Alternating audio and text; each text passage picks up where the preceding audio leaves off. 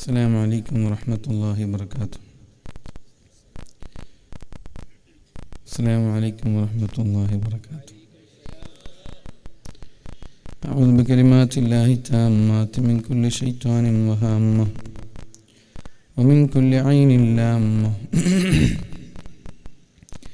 أعوذ بالله من الشيطان الرجيم. بسم الله الرحمن الرحيم. الحمد لله رب العالمين، الصلاة والسلام على سيدنا محمد أشرف المرسلين وعلى آله وصحبه أجمعين، أما بعد. اللهم لا علم لنا إلا ما علمتنا ولا معرفة إلا ما علمتنا. اللهم علمنا ما ينفعنا وانفعنا بما علمتنا وزدنا علما.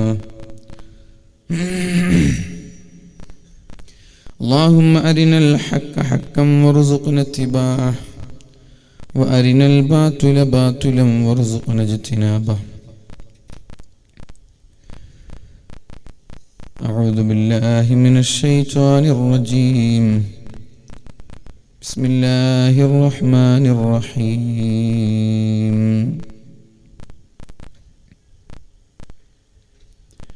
والله أخرجكم من بطون أمهاتكم لا تعلمون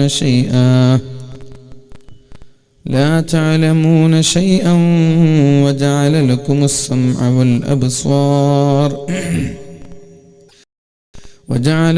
السمع والأبصار والأفئدة لعلكم تشكرون. ألم يروا إلى الطير مسخرات في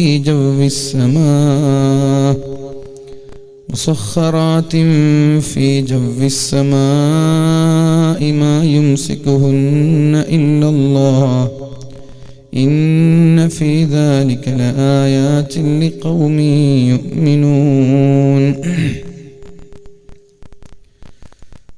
വളരെ സ്നേഹവും ബഹുമാനവും നിറഞ്ഞ ഈ മഹത്തായ പരിപാടിയുടെ സർവാദരണീയനായ അധ്യക്ഷൻ അബ്ദുള്ള യൂസുഫ് അവർകൾ ഇവിടെ സ്വാഗത ഭാഷണം നടത്തിയ അഷ്റഫ് സാഹിബ്, ഔപചാരികമായി ഉദ്ഘാടന കർമ്മം നിർവഹിച്ച നമ്മുടെ മഹല്ലിൽ വർഷങ്ങളായി സുത്യർഹമായ സേവനം ചെയ്തുകൊണ്ടിരിക്കുന്ന ആദരണീയരായ റഫീഖ് സഅദി ഉസ്താദ് അവർകൾ,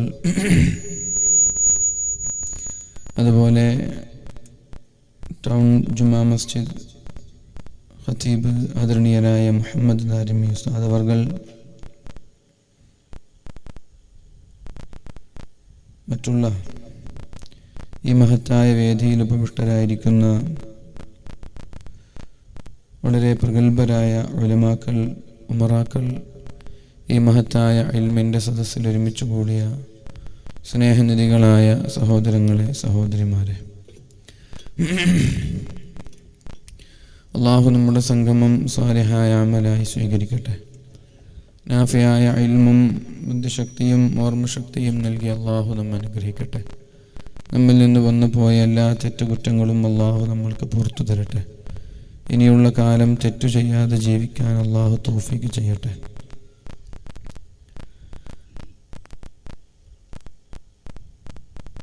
നേരത്തെ ഇവിടെ ഉദ്ഘാടന പ്രസംഗത്തിൽ സൂചിപ്പിച്ചതുപോലെ നിരന്തരമായി നമ്മുടെ നാടുകളിലൊക്കെ വഅദ് നടന്നുകൊണ്ടേയിരിക്കുകയാണ്. പക്ഷെ വഅദുകളൊന്നും ഉൾക്കൊള്ളേണ്ട രീതിയിൽ ഉൾക്കൊള്ളുന്നില്ല എന്നുള്ളത് ഒരു യാഥാർത്ഥ്യമാണ്.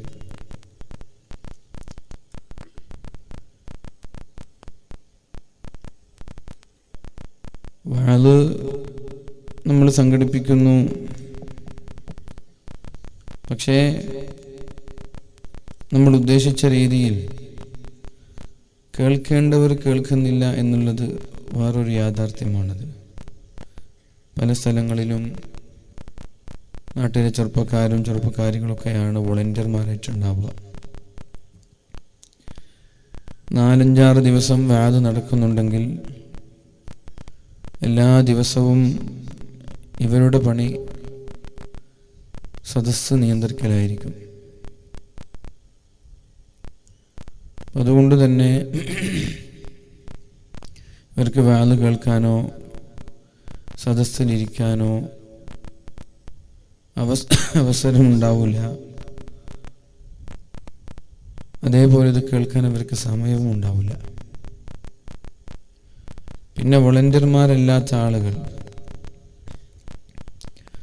അവർ വയസ്സായ കുറച്ച് ആളുകൾ നമ്മുടെ സദസ്സിൽ വന്നിരിക്കും. ചെറുപ്പക്കാർ ഉപ്പയെ പേടിയുണ്ടെങ്കിൽ സദസ്സിൽ വന്നിരിക്കും. മാതാപിതാക്കളെ പേടിയില്ലാത്ത ആളുകൾ റോഡ് സൈഡിൽ ഇങ്ങനെ മൊബൈലിൽ കളിച്ചിരിക്കും. വേല കഴിഞ്ഞു, എല്ലാവരും വീട്ടിലെത്തി. ഈ വേദന പോയി, വേല കേട്ടു, എന്താ പറഞ്ഞതെന്ന് ചോദിച്ചാൽ ഒരു ചുക്കും അറിയില്ല. ഇനി ചില ആളുകൾ വേലിൻ്റെ സദസ്സിൽ വന്നിട്ട് തന്നെ മൊബൈൽ ഫോണിലൂടെ കളിച്ചിരിക്കുന്ന ആളുകളുണ്ട്. ആരുടെയെങ്കിലും നിർബന്ധത്തിന് വന്നിട്ടിരുന്നാൽ 2 മണിക്കൂർ എങ്ങനെയെങ്കിലും ഒന്ന് തീർക്കണമെന്ന് വിചാരിച്ച് പരസ്പരം ഗെയിം കളിക്കുക, അല്ലെങ്കിൽ ചാറ്റിംഗ് ചെയ്യുക, ഇത്തരം പരിപാടികളിൽ ഏർപ്പെടുന്ന ആളുകളുണ്ട്. അതുകൊണ്ട് തന്നെ നമ്മുടെ വാലുകളിലൊക്കെ പണ്ടൊക്കെ ഒരു വാല് നടക്കുകയാണെങ്കിൽ നമ്മുടെ രക്ഷിതാക്കൾ പൂർണ്ണമായ മക്കളുടെ വിഷയത്തിൽ ജാഗ്രതയുള്ളവരായിരുന്നു എന്നാണ് ഞാൻ ഓർക്കുന്നത്. കുറച്ച് മുമ്പൊക്കെ മക്കളുടെ വിഷയത്തിൽ നല്ല ജാഗ്രതയുള്ളവരായിരുന്നു. അതുകൊണ്ട് തന്നെ അതിനൊക്കെ മക്കളുടെ കൈയും പിടിച്ചു വരും. തിരിച്ചു പോകുന്നത് വരെ അവരെ വാലിലിരുത്താൻ മാതാപിതാക്കൾ ശ്രമിക്കും. ഇന്ന് പിന്നെ മാതാപിതാക്കളെ അനുസരിക്കുന്ന മക്കളുടെ കാലം കഴിഞ്ഞുപോയി. നമ്മുടെ വീടുകളൊക്കെ നിയന്ത്രിക്കുന്നത് മക്കളാണ്. അവർ പറഞ്ഞിടത്താണ് മാതാപിതാക്കൾ. അവർ വേണ്ടെന്ന് പറഞ്ഞാൽ വേണ്ട, അവർ വേണം എന്ന് പറഞ്ഞാൽ വേണം. അവർ പോവില്ല എന്ന് പറഞ്ഞാൽ പോവില്ല, പഠിക്കൂല എന്ന് പറഞ്ഞാൽ പഠിക്കൂല, ചെയ്യൂല എന്ന് പറഞ്ഞാൽ ചെയ്യൂല. മാതാപിതാക്കൾ മക്കളുടെ അടിമയായി മാറിയ ഒരു കാലഘട്ടത്തിലാണ് നമ്മൾ ജീവിച്ചിരിക്കുന്നത്. സൗണ്ട് ഷാർപ്പായിട്ടില്ല. ഈ ബോക്സ് തിരിച്ചെന്നാൽ സൗണ്ട് മാക്സിമം നീ കൂട്ട്. അനീഫ് വരുമെന്ന് പറഞ്ഞിരുന്നല്ലോ, വന്നിട്ട് പോയതാ. നമ്മൾ തിരിച്ചു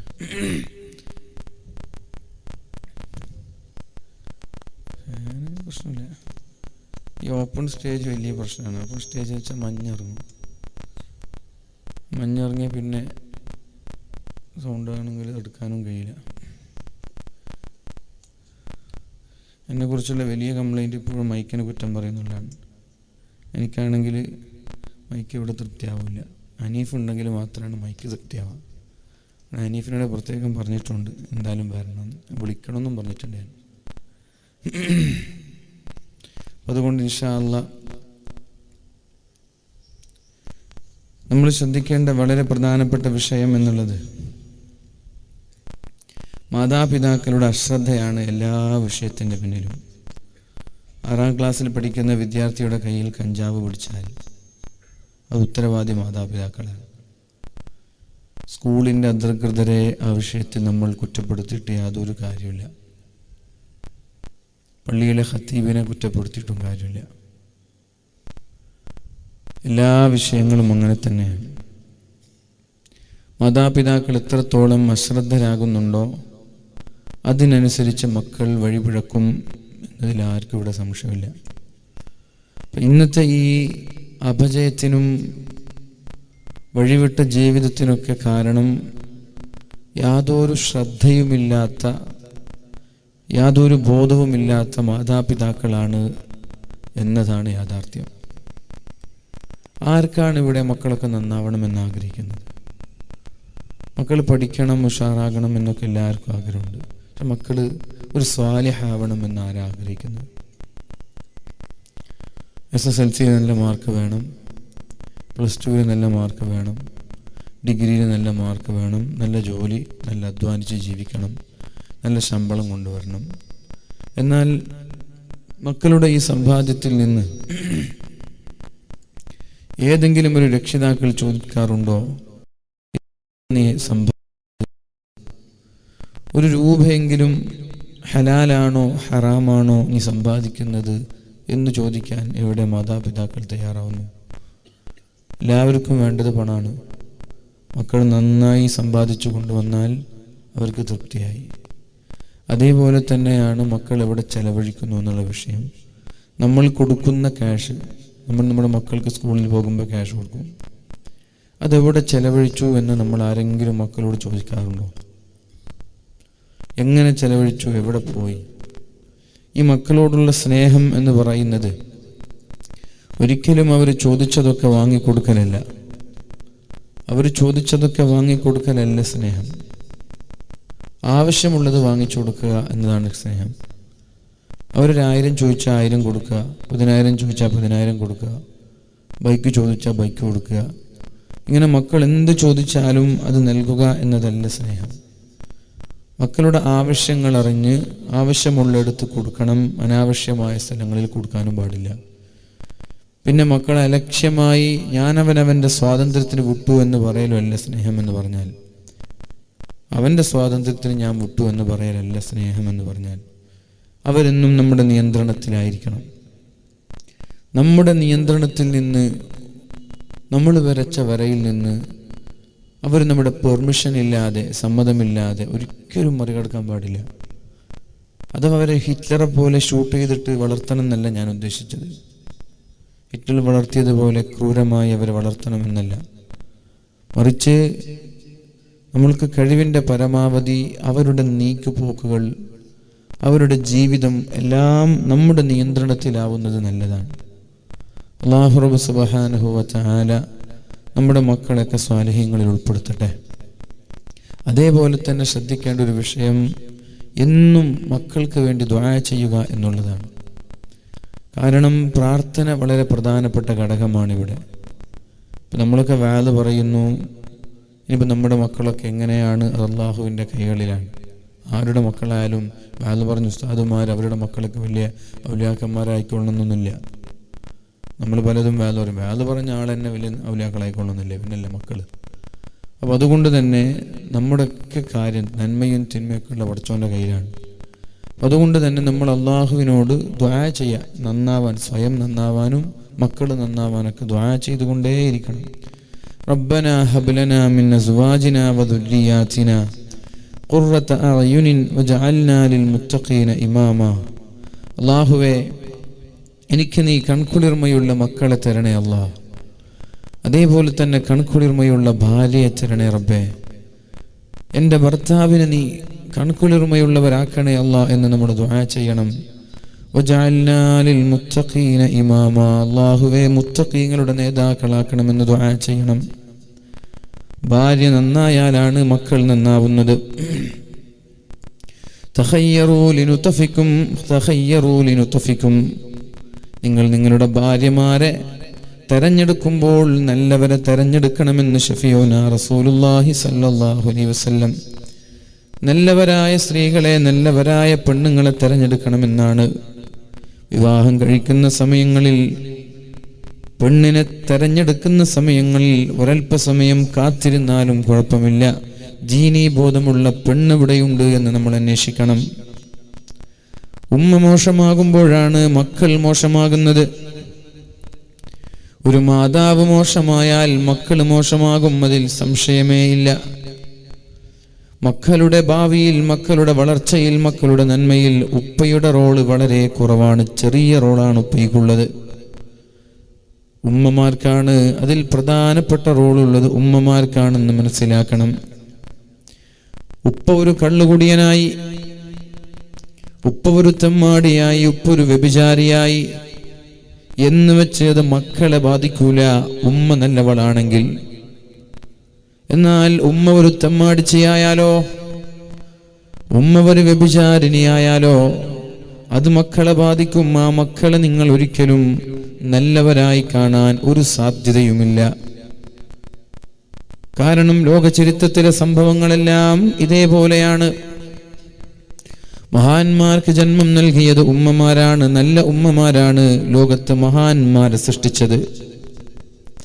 ബഹുഭൂരിഭാഗം ഇതിഹാസങ്ങളുടെ ചരിത്രം നമ്മൾ പഠിച്ചു നോക്കുമ്പോഴും നമ്മൾക്ക് മനസ്സിലാക്കാൻ കഴിയും അവരുടെ പിതാവ് വളരെ നേരത്തെ മരണപ്പെട്ടു പോയവരാണെന്ന്. ലോകം കണ്ട പ്രഗത്ഭരായ ബഹുഭൂരിഭാഗം ആളുകളുടെ ചരിത്രം നമ്മൾ പഠിച്ചു നോക്കിയാലും, ഏത് ദീനിന്റെ മേഖലയിലായാലും ഇനി ഭൗതികമായ മേഖലയിലായാലും ഒക്കെ നമ്മൾക്ക് മനസ്സിലാക്കാൻ കഴിയും അവരുടെ പിതാവ് വളരെ ചെറുപ്പത്തിൽ മരണപ്പെട്ടു പോയിട്ടുണ്ട് എന്ന്. പിന്നെ അവരെ വളർത്തുന്നത് ഉമ്മയാണ്. ഉമ്മയുടെ ശിക്ഷണത്തിൽ വളർന്നതുകൊണ്ട്, ഉമ്മയുടെ സൂക്ഷ്മത കൊണ്ട്, ഉമ്മയുടെ കുശാഗ്ര ബുദ്ധി കൊണ്ടും ഉമ്മയുടെ പ്രീ പ്ലാന് കൊണ്ടുമൊക്കെയാണ് ഇതിഹാസങ്ങൾ ഇവിടെ ഇതിഹാസങ്ങളായി മാറിയത്. ഉമ്മയ്ക്ക് റോളില്ലാതെ ഇതിഹാസങ്ങൾ വളരെ കുറവായിരിക്കും. ഉമ്മയ്ക്ക് റോളില്ലാത്ത ഇതിഹാസങ്ങൾ വളരെ കുറവായിരിക്കും. അത് ഉപ്പയുടെ കഴിവ് കൊണ്ട് ഉഷാറായത് വളരെ കുറവായിരിക്കും. തീരില്ല എന്നല്ല, വളരെ കുറവായിരിക്കും. എന്നാൽ ഉമ്മയുടേതോ 90% ഉമ്മയുടെ കൈകളിലാണ്. അപ്പോൾ മക്കൾ നന്നാവാൻ വളരെ പ്രധാനപ്പെട്ട ഘടകം ഉമ്മ നന്നാവുക എന്നുള്ളതാണ്. വേരി തന്നെ വിളവ് തന്നുക എന്ന് നമ്മൾ കേട്ടിട്ടില്ലേ? ഉമ്മ തന്നെ മോശമായാലോ? അതേപോലെ തന്നെയാണ് അധ്യാപകൻ നിന്ന് മൂത്രമൊഴിച്ചാൽ ശിഷ്യന്മാർ നടന്നുകൊണ്ട് മൂത്രമൊഴിക്കുന്നൊരു ചൊല്ലുണ്ട്. അധ്യാപകൻ നിന്നിട്ട് മൂത്രമൊഴിച്ചാൽ ശിഷ്യന്മാർ നടന്നുകൊണ്ട് മൂത്രമൊഴിക്കുന്നു. അതൊക്കെ ഇതിൻ്റെ അടയാളങ്ങളാണ്. ഒരു ഉമ്മ മോശമായാൽ മക്കൾ മോശമാകും. അപ്പം അതുകൊണ്ട് നമ്മുടെ വീട്ടിലൊക്കെ ഇന്നത്തെ ഏറ്റവും വലിയ പ്രശ്നം ഉമ്മമാർക്കൊന്നും മക്കളെ ശ്രദ്ധിക്കാൻ സമയമില്ല എന്നുള്ളതാണ്. മാതാപിതാക്കളൊക്കെ മക്കളെ വേഗം കിടത്തി ഉറക്കാണ്. എന്തിന്? മൊബൈൽ കളിക്കാൻ വേണ്ടിയിട്ട്. മൊബൈലിൻ്റെ ദുരുപയോഗമാണ് പല അവിഹിത ബന്ധങ്ങളിലേക്കും നമ്മുടെ സഹോദരിമാരെത്തിച്ചേർക്കുന്നത്. മൊബൈൽ ബന്ധമാണ്. റീചാർജ് ചെയ്ത് കൊടുത്തില്ലെങ്കിൽ പിന്നെ ഇങ്ങനെ പുതിയ ആപ്പിൾ ഇങ്ങനെ ചൊറായിക്കൊണ്ടേയിരിക്കും. നെറ്റ് റീചാർജ് കൊടുത്തില്ലേ, ഫോൺ വാങ്ങിച്ചു കൊടുത്തില്ലേ, സ്വൈര്യം കൊടുക്കൂല പുതിയാപ്പിളമാർക്ക്. അപ്പോൾ ഈ സ്വൈര്യം ഇല്ലാഞ്ഞിട്ട് പുതിയാപ്പിളമാർ റീചാർജ് ചെയ്ത് കൊടുക്കും. റീചാർജ് ചെയ്ത് കൊടുത്താൽ പിന്നെ 24 hours മൊബൈൽ തന്നെയാണ്. മക്കൾക്കൊന്നും മര്യാദയ്ക്ക് വളർത്താൻ കഴിയില്ല. എങ്ങനെ ഉമ്മ വന്ന് നിൽക്കരുത്. ഞാൻ സത്യം പറയാണ്, നമുക്ക് മക്കളെ നോക്കാൻ സമയമില്ലേ? ഉമ്മ ആവണ്ട, കല്യാണം കഴിക്കാതെ നിന്നോളെ. ഇവിടെ കന്യാസ്ത്രീകളെ പോലെ ജീവിക്കുന്നത് നല്ലത്. തമാശയല്ല, ഇത് വെരി വെരി സീരിയസ് ആണ് വിഷയം. ഞാൻ വളരെ ഗൗരവത്തിൽ തന്നെ പറയുന്നത്. നിങ്ങൾക്ക് ചൊടി വന്നാലും ചൊടി വന്നില്ലെങ്കിലും ശരി, കഴിയുന്ന ആൾ കല്യാണം കഴിച്ചാൽ മതി. അല്ലെങ്കിൽ നിങ്ങൾ കന്യാസ്ത്രീകളെ പോലെ വളർന്നോളൂ. അതന്നെ നല്ലത്. നിങ്ങൾക്ക് കുറേ കല്യാണം കഴിക്കുക, എന്നിട്ട് കുട്ടികളുണ്ട്, അവരെ നോക്കാൻ പോലും സമയമില്ലെങ്കിൽ പിന്നെ എന്തിനാ കല്യാണം കഴിക്കുന്നത്? തമാശയല്ല. 24 hours മൊബൈലാണ്. എത്ര ആളുകൾ എന്തൊക്കെ കഥകൾ പറയുന്നു. ഇന്ന് നടക്കുന്ന മക്കൾ മോശമാവാൻ കാരണം ഉമ്മമാർ തന്നെയാണ്, വേറെ ഒരാളുമല്ല, ഉമ്മമാർ തന്നെയാണ്. ഏതെങ്കിലും നിങ്ങളിവിടെ ഇരിക്കുന്ന നിങ്ങളുടെ പെങ്ങന്മാരുണ്ടാവും, നിങ്ങളുടെ ഭാര്യമാരുണ്ടാകും. ഒരു ഖത്തം ഖുർആൻ ഓതിയ, റമദാൻ കഴിഞ്ഞിട്ട് ഖത്തം ഖുർആൻ ഓതിയ ഒരു 30 വയസ്സിന് താഴെ ഒരു പെണ്ണിനെ കാണിച്ചാൽ ഞങ്ങൾക്ക് അയ്യോ ഹാഫിലത്തുമാരെ കുറിച്ചൊന്നുമല്ല ഞാൻ പറയുന്നത്. ഇനിയിപ്പോൾ ഞാൻ ചോദിക്കുമ്പോൾ തീരെ ഇല്ല എന്നല്ല ഇതിനർത്ഥം. എല്ലാവരും ഇവിടെ മോശക്കാരെന്നല്ല ഞാൻ പറയുന്നത്. നമ്മളിപ്പം പറയുന്നതാണ്, ബഹുഭൂരിഭാഗത്തെയാണ് നമ്മൾ ഫോക്കസ് ചെയ്യുക. നല്ല ഒരു വിഭാഗം അവിടെ ഉണ്ടില്ല എന്ന് ഞാൻ പറയുന്നില്ല. നല്ലൊരു വിഭാഗമുണ്ട്. ഖുർആൻ എടുത്ത് നോക്കാൻ നമ്മുടെ പെണ്ണുങ്ങൾക്ക് സമയമില്ല, ഖുർആൻ ഓതാൻ സമയമില്ല, സുന്നത്ത് നിസ്കരിക്കാൻ സമയമില്ല. എന്തിന്? സമയത്തൊന്ന് ബാങ്ക് വിളിക്കുമ്പോൾ ഫർദ് നിസ്കാരം പോലും നിസ്കരിക്കാൻ സമയമില്ല.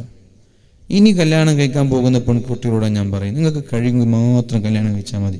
എല്ലാവരും കഴിക്കുന്ന പറഞ്ഞ് കല്യാണം കഴിക്കണ്ട. എല്ലാവരും കല്യാണം കഴിക്കുന്നൊരു 18-19 വയസ്സാകുമ്പോൾ ഞാനും കഴിക്കുന്നത്. ഇത് വലിയ സുഖമൊന്നുമില്ല കല്യാണത്തിൽ, ആദ്യം മനസ്സിലാക്കുക. നിങ്ങൾ സിനിമയിലും സീരിയലും കണ്ട സുഖമൊന്നും കല്യാണത്തിലില്ല എന്നുള്ള കാര്യം ആദ്യം മനസ്സിലാക്കുക. മക്കളെ വളർത്താൻ കുറേ പണിയുണ്ട്. അതൊന്നും ചെയ്യാൻ കഴിയുന്നില്ലെങ്കിൽ നിങ്ങൾ ചെയ്യുന്നത് ഭർത്താക്കന്മാരോടും മക്കളോടും ചെയ്യുന്ന കടുത്ത വഞ്ചനയാണ് എന്ന് നിങ്ങൾ തിരിച്ചറിയണം. ഇല്ലെങ്കിൽ ലോകാപകടത്തിലേക്കാണ് പോവാം. അതുകൊണ്ട് അല്ലാഹുവിൻ്റെ റസൂൽ സല്ലല്ലാഹു അലൈഹി വസല്ലം പറഞ്ഞു, നിങ്ങൾ വിവാഹം കഴിക്കുന്ന സമയങ്ങളിൽ ഏറ്റവും നല്ല പെണ്ണിനെ നോക്കി കല്യാണം കഴിക്കണം. ഏറ്റവും നല്ല പെണ്ണെന്ന് പറഞ്ഞാൽ ഈ സുന്ദരികളെന്നോ അങ്ങനെയൊന്നുമല്ല അതിൻ്റെ അർത്ഥം. ഏറ്റവും നല്ല സൗന്ദര്യമുള്ള പെണ്ണ് അങ്ങനെയൊന്നുമല്ല അള്ളാഹുവിൻ്റെ ഹബീബ് സല്ലല്ലാഹു അലൈഹി വസല്ലമ തങ്ങൾ പറഞ്ഞത്. ഏറ്റവും നല്ല പെണ്ണ് എന്നതുകൊണ്ട് അള്ളാഹുവിൻ്റെ ഹബീബായ റസൂലുള്ളാഹി സല്ലല്ലാഹു അലൈഹി വസല്ലമ തങ്ങൾ ഉദ്ദേശിച്ചത് അള്ളാഹുവിനെ പേടിയുള്ള പെണ്ണ് എന്നാണ്. തഖയ്യറൂ ലിനത്ഫികും വഅൻകിഹുൽ അക്ഫാഅ വഅൻകിഹു ഇലൈഹിം ഇയ്യാകും വഖദ്റാഅദ്ദിമൻ. ഖദ്റാഉദ്ദിമൻ എന്ന ഒരു വിഭാഗം സ്ത്രീകളെ ഒരു കാരണവശാലും നിങ്ങൾ വിവാഹം കഴിക്കരുത് എന്ന് നബി തങ്ങൾ പഠിപ്പിച്ചിട്ടുണ്ട്. ഖദ്റാഉദ്ദിമൻ ഇന്ന് ബഹുഭൂരിഭാഗം ഖദ്റാഉദ്ദിമനാണ്. ഖദ്റാഉദ്ദിമൻ എന്ന് പറയുന്ന ഒരു വിഭാഗം സ്ത്രീകളെ ഇയ്യാക്കും എന്ന് പറഞ്ഞാൽ കീപ് അവേ, സൂക്ഷിക്കണം, അടുപ്പിക്കരുത്. അത്തരം സ്ത്രീകളെ നിങ്ങൾ അടുപ്പിക്കരുത് എന്ന് മുഹമ്മദ് റസൂലുള്ളാഹി സ്വല്ലല്ലാഹു അലൈഹി വസല്ലം. സ്വഹാബാക്കൾ ചോദിച്ചു, വമാ ഖദ്റാഉദ്ദിമൻ, എന്താണ് നബിയെ ഖദ്റാഉദ്ദിമൻ എന്ന് പറഞ്ഞാൽ? റസൂലുള്ളാഹി സ്വല്ലല്ലാഹു അലൈഹി വസല്ലം പറഞ്ഞു, അൽ മർഅത്തുൽ ഹുസ്നാ ഫിൽ മംബിതിസ്സൂ. ദീനീ ബോധമില്ലാത്ത കുടുംബങ്ങളിൽ വളർന്നു വരുന്ന സുന്ദരികളായ സ്ത്രീകൾ, അല്ലാഹുവിനെ പേടിയില്ലാത്ത വീടുകളിൽ നിന്ന് വളർന്നു വരുന്ന പെൺകുട്ടികളെ ഒരു കാരണവശാലും നിങ്ങൾ വിവാഹം കഴിക്കരുത് എന്ന് മുഹമ്മദുർ റസൂലുള്ളാഹ്. പെണ്ണിനെ കണ്ടാൽ അറിയാം അവളുടെ കുടുംബം എന്ത് എന്ന്.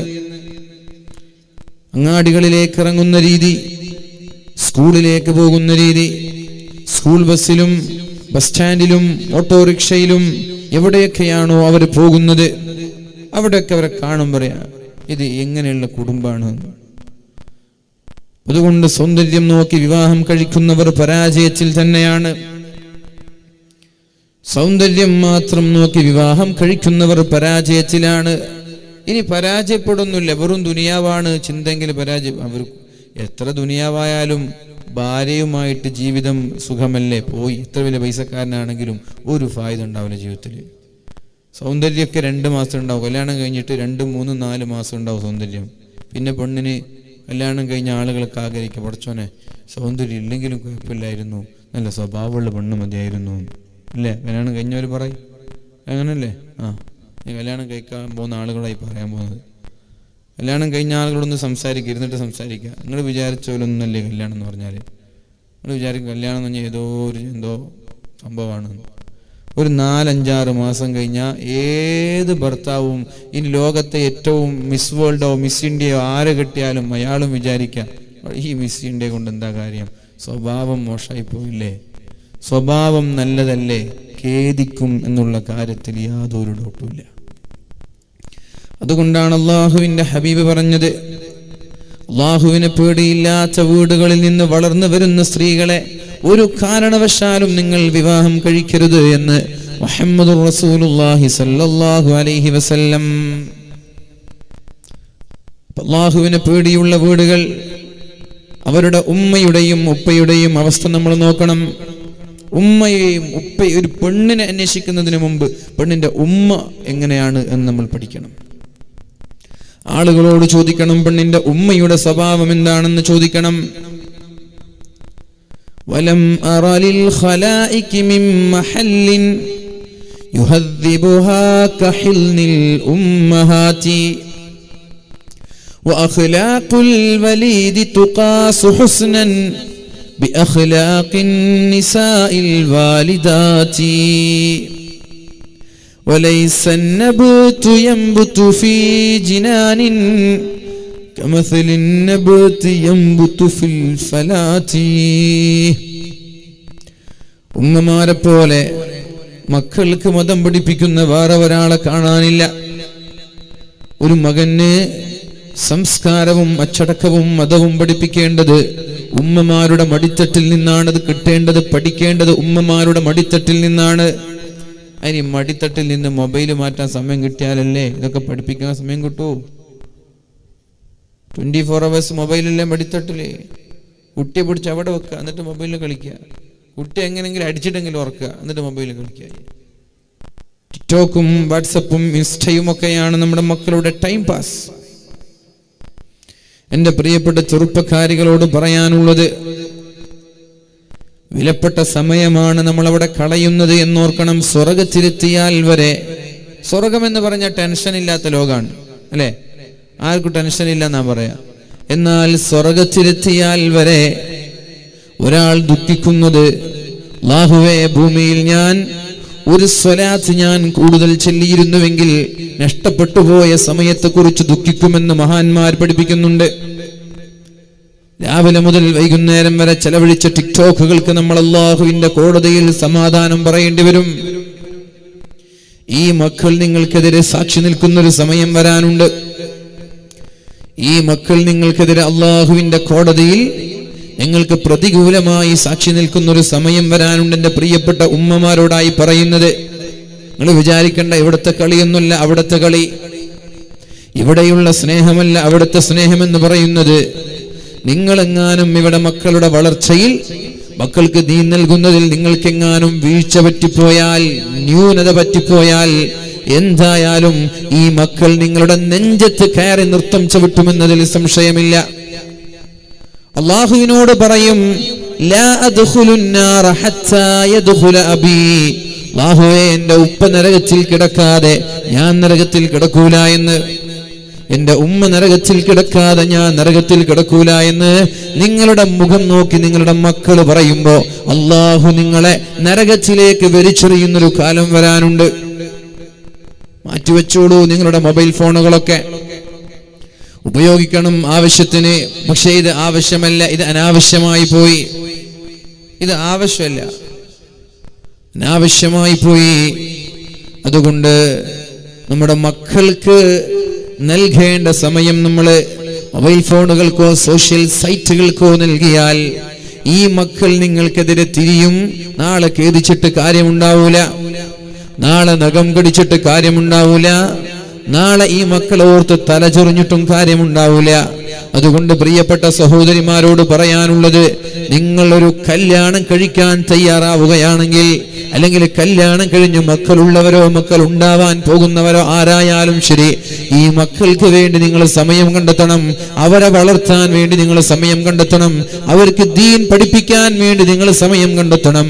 എങ്ങാനും നിങ്ങൾ സമയം കണ്ടെത്താതെ നിങ്ങളുടെ സുഖങ്ങൾക്ക് വേണ്ടി നിങ്ങൾ സമയം കണ്ടെത്തിയാൽ ഇതെല്ലാം നിങ്ങൾ അനുഭവിക്കും ഭാവിയിലെന്ന് അല്ലാഹുവിന്റെ ഹബീബിന്റെ ഹദീസിൽ നിന്ന് നിങ്ങൾക്ക് പഠിക്കാൻ കഴിയും.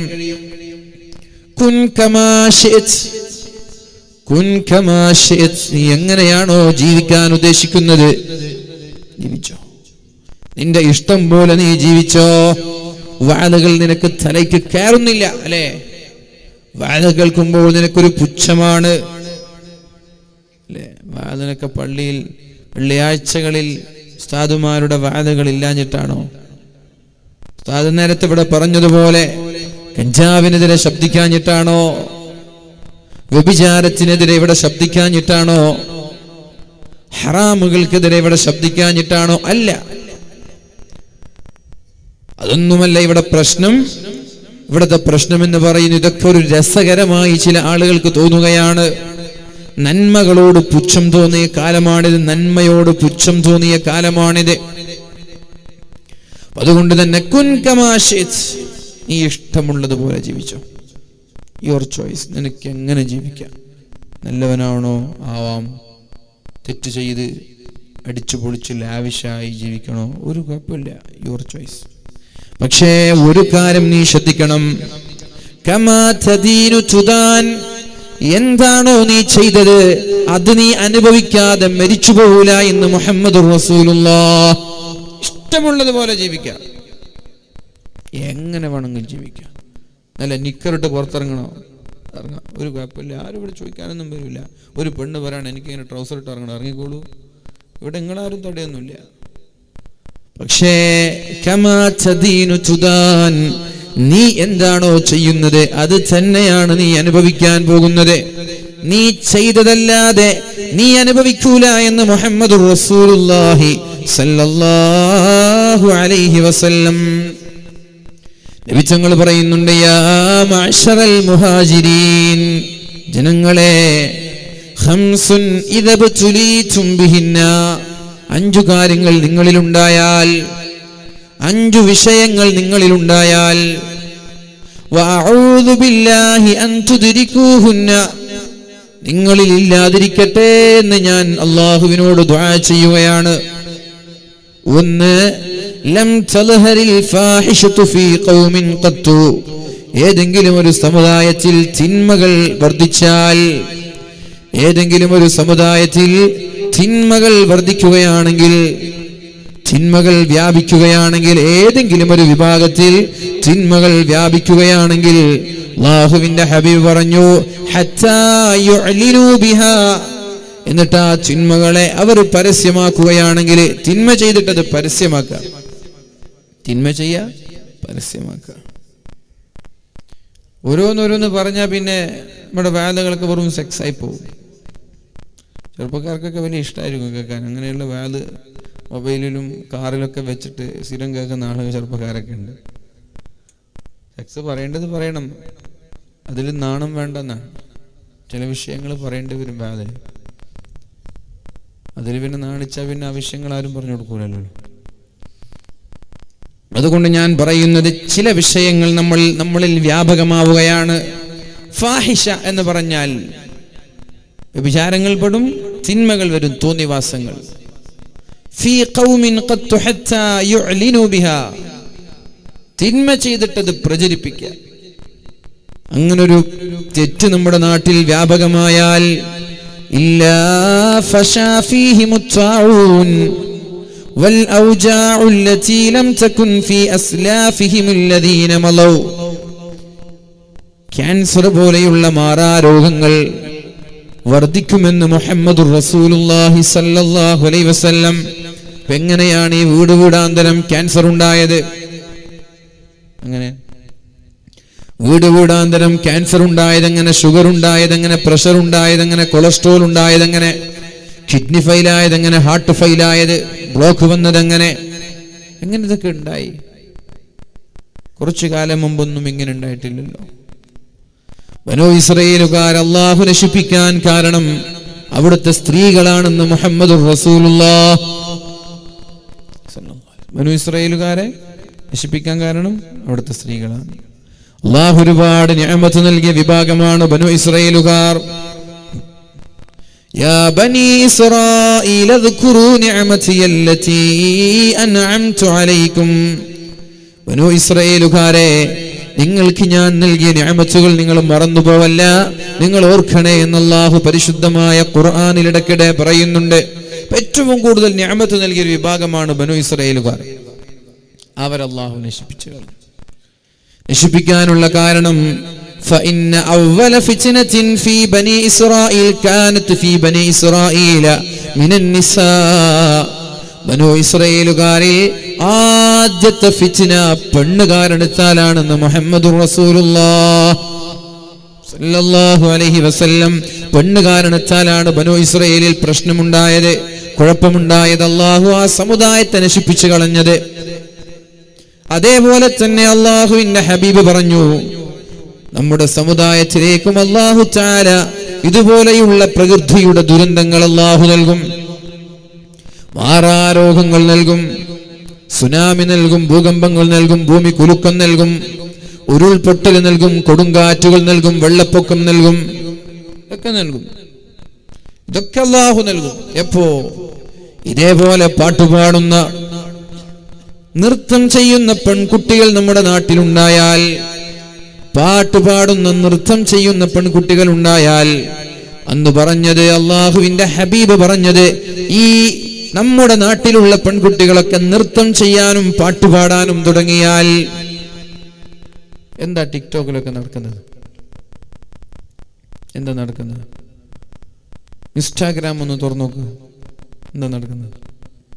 നല്ല നല്ല നല്ല ചെറുപ്പക്കാരികൾ, 18 വയസ്സുള്ള, 17 വയസ്സുള്ള, 20 വയസ്സുള്ള ചെറുപ്പക്കാരികളൊക്കെ അങ്ങോട്ട് ആടന്നെ, പാട്ടും പാട ആടന്നെ. നല്ല കൂർപ്പിച്ചിട്ട് ഹിജാബും വെക്കും അങ്ങോട്ടേക്ക്, എന്നിട്ട് അങ്ങോട്ട് ചാടുക, ആടുക, പാടുക, ഇതന്നെ പരിപാടി.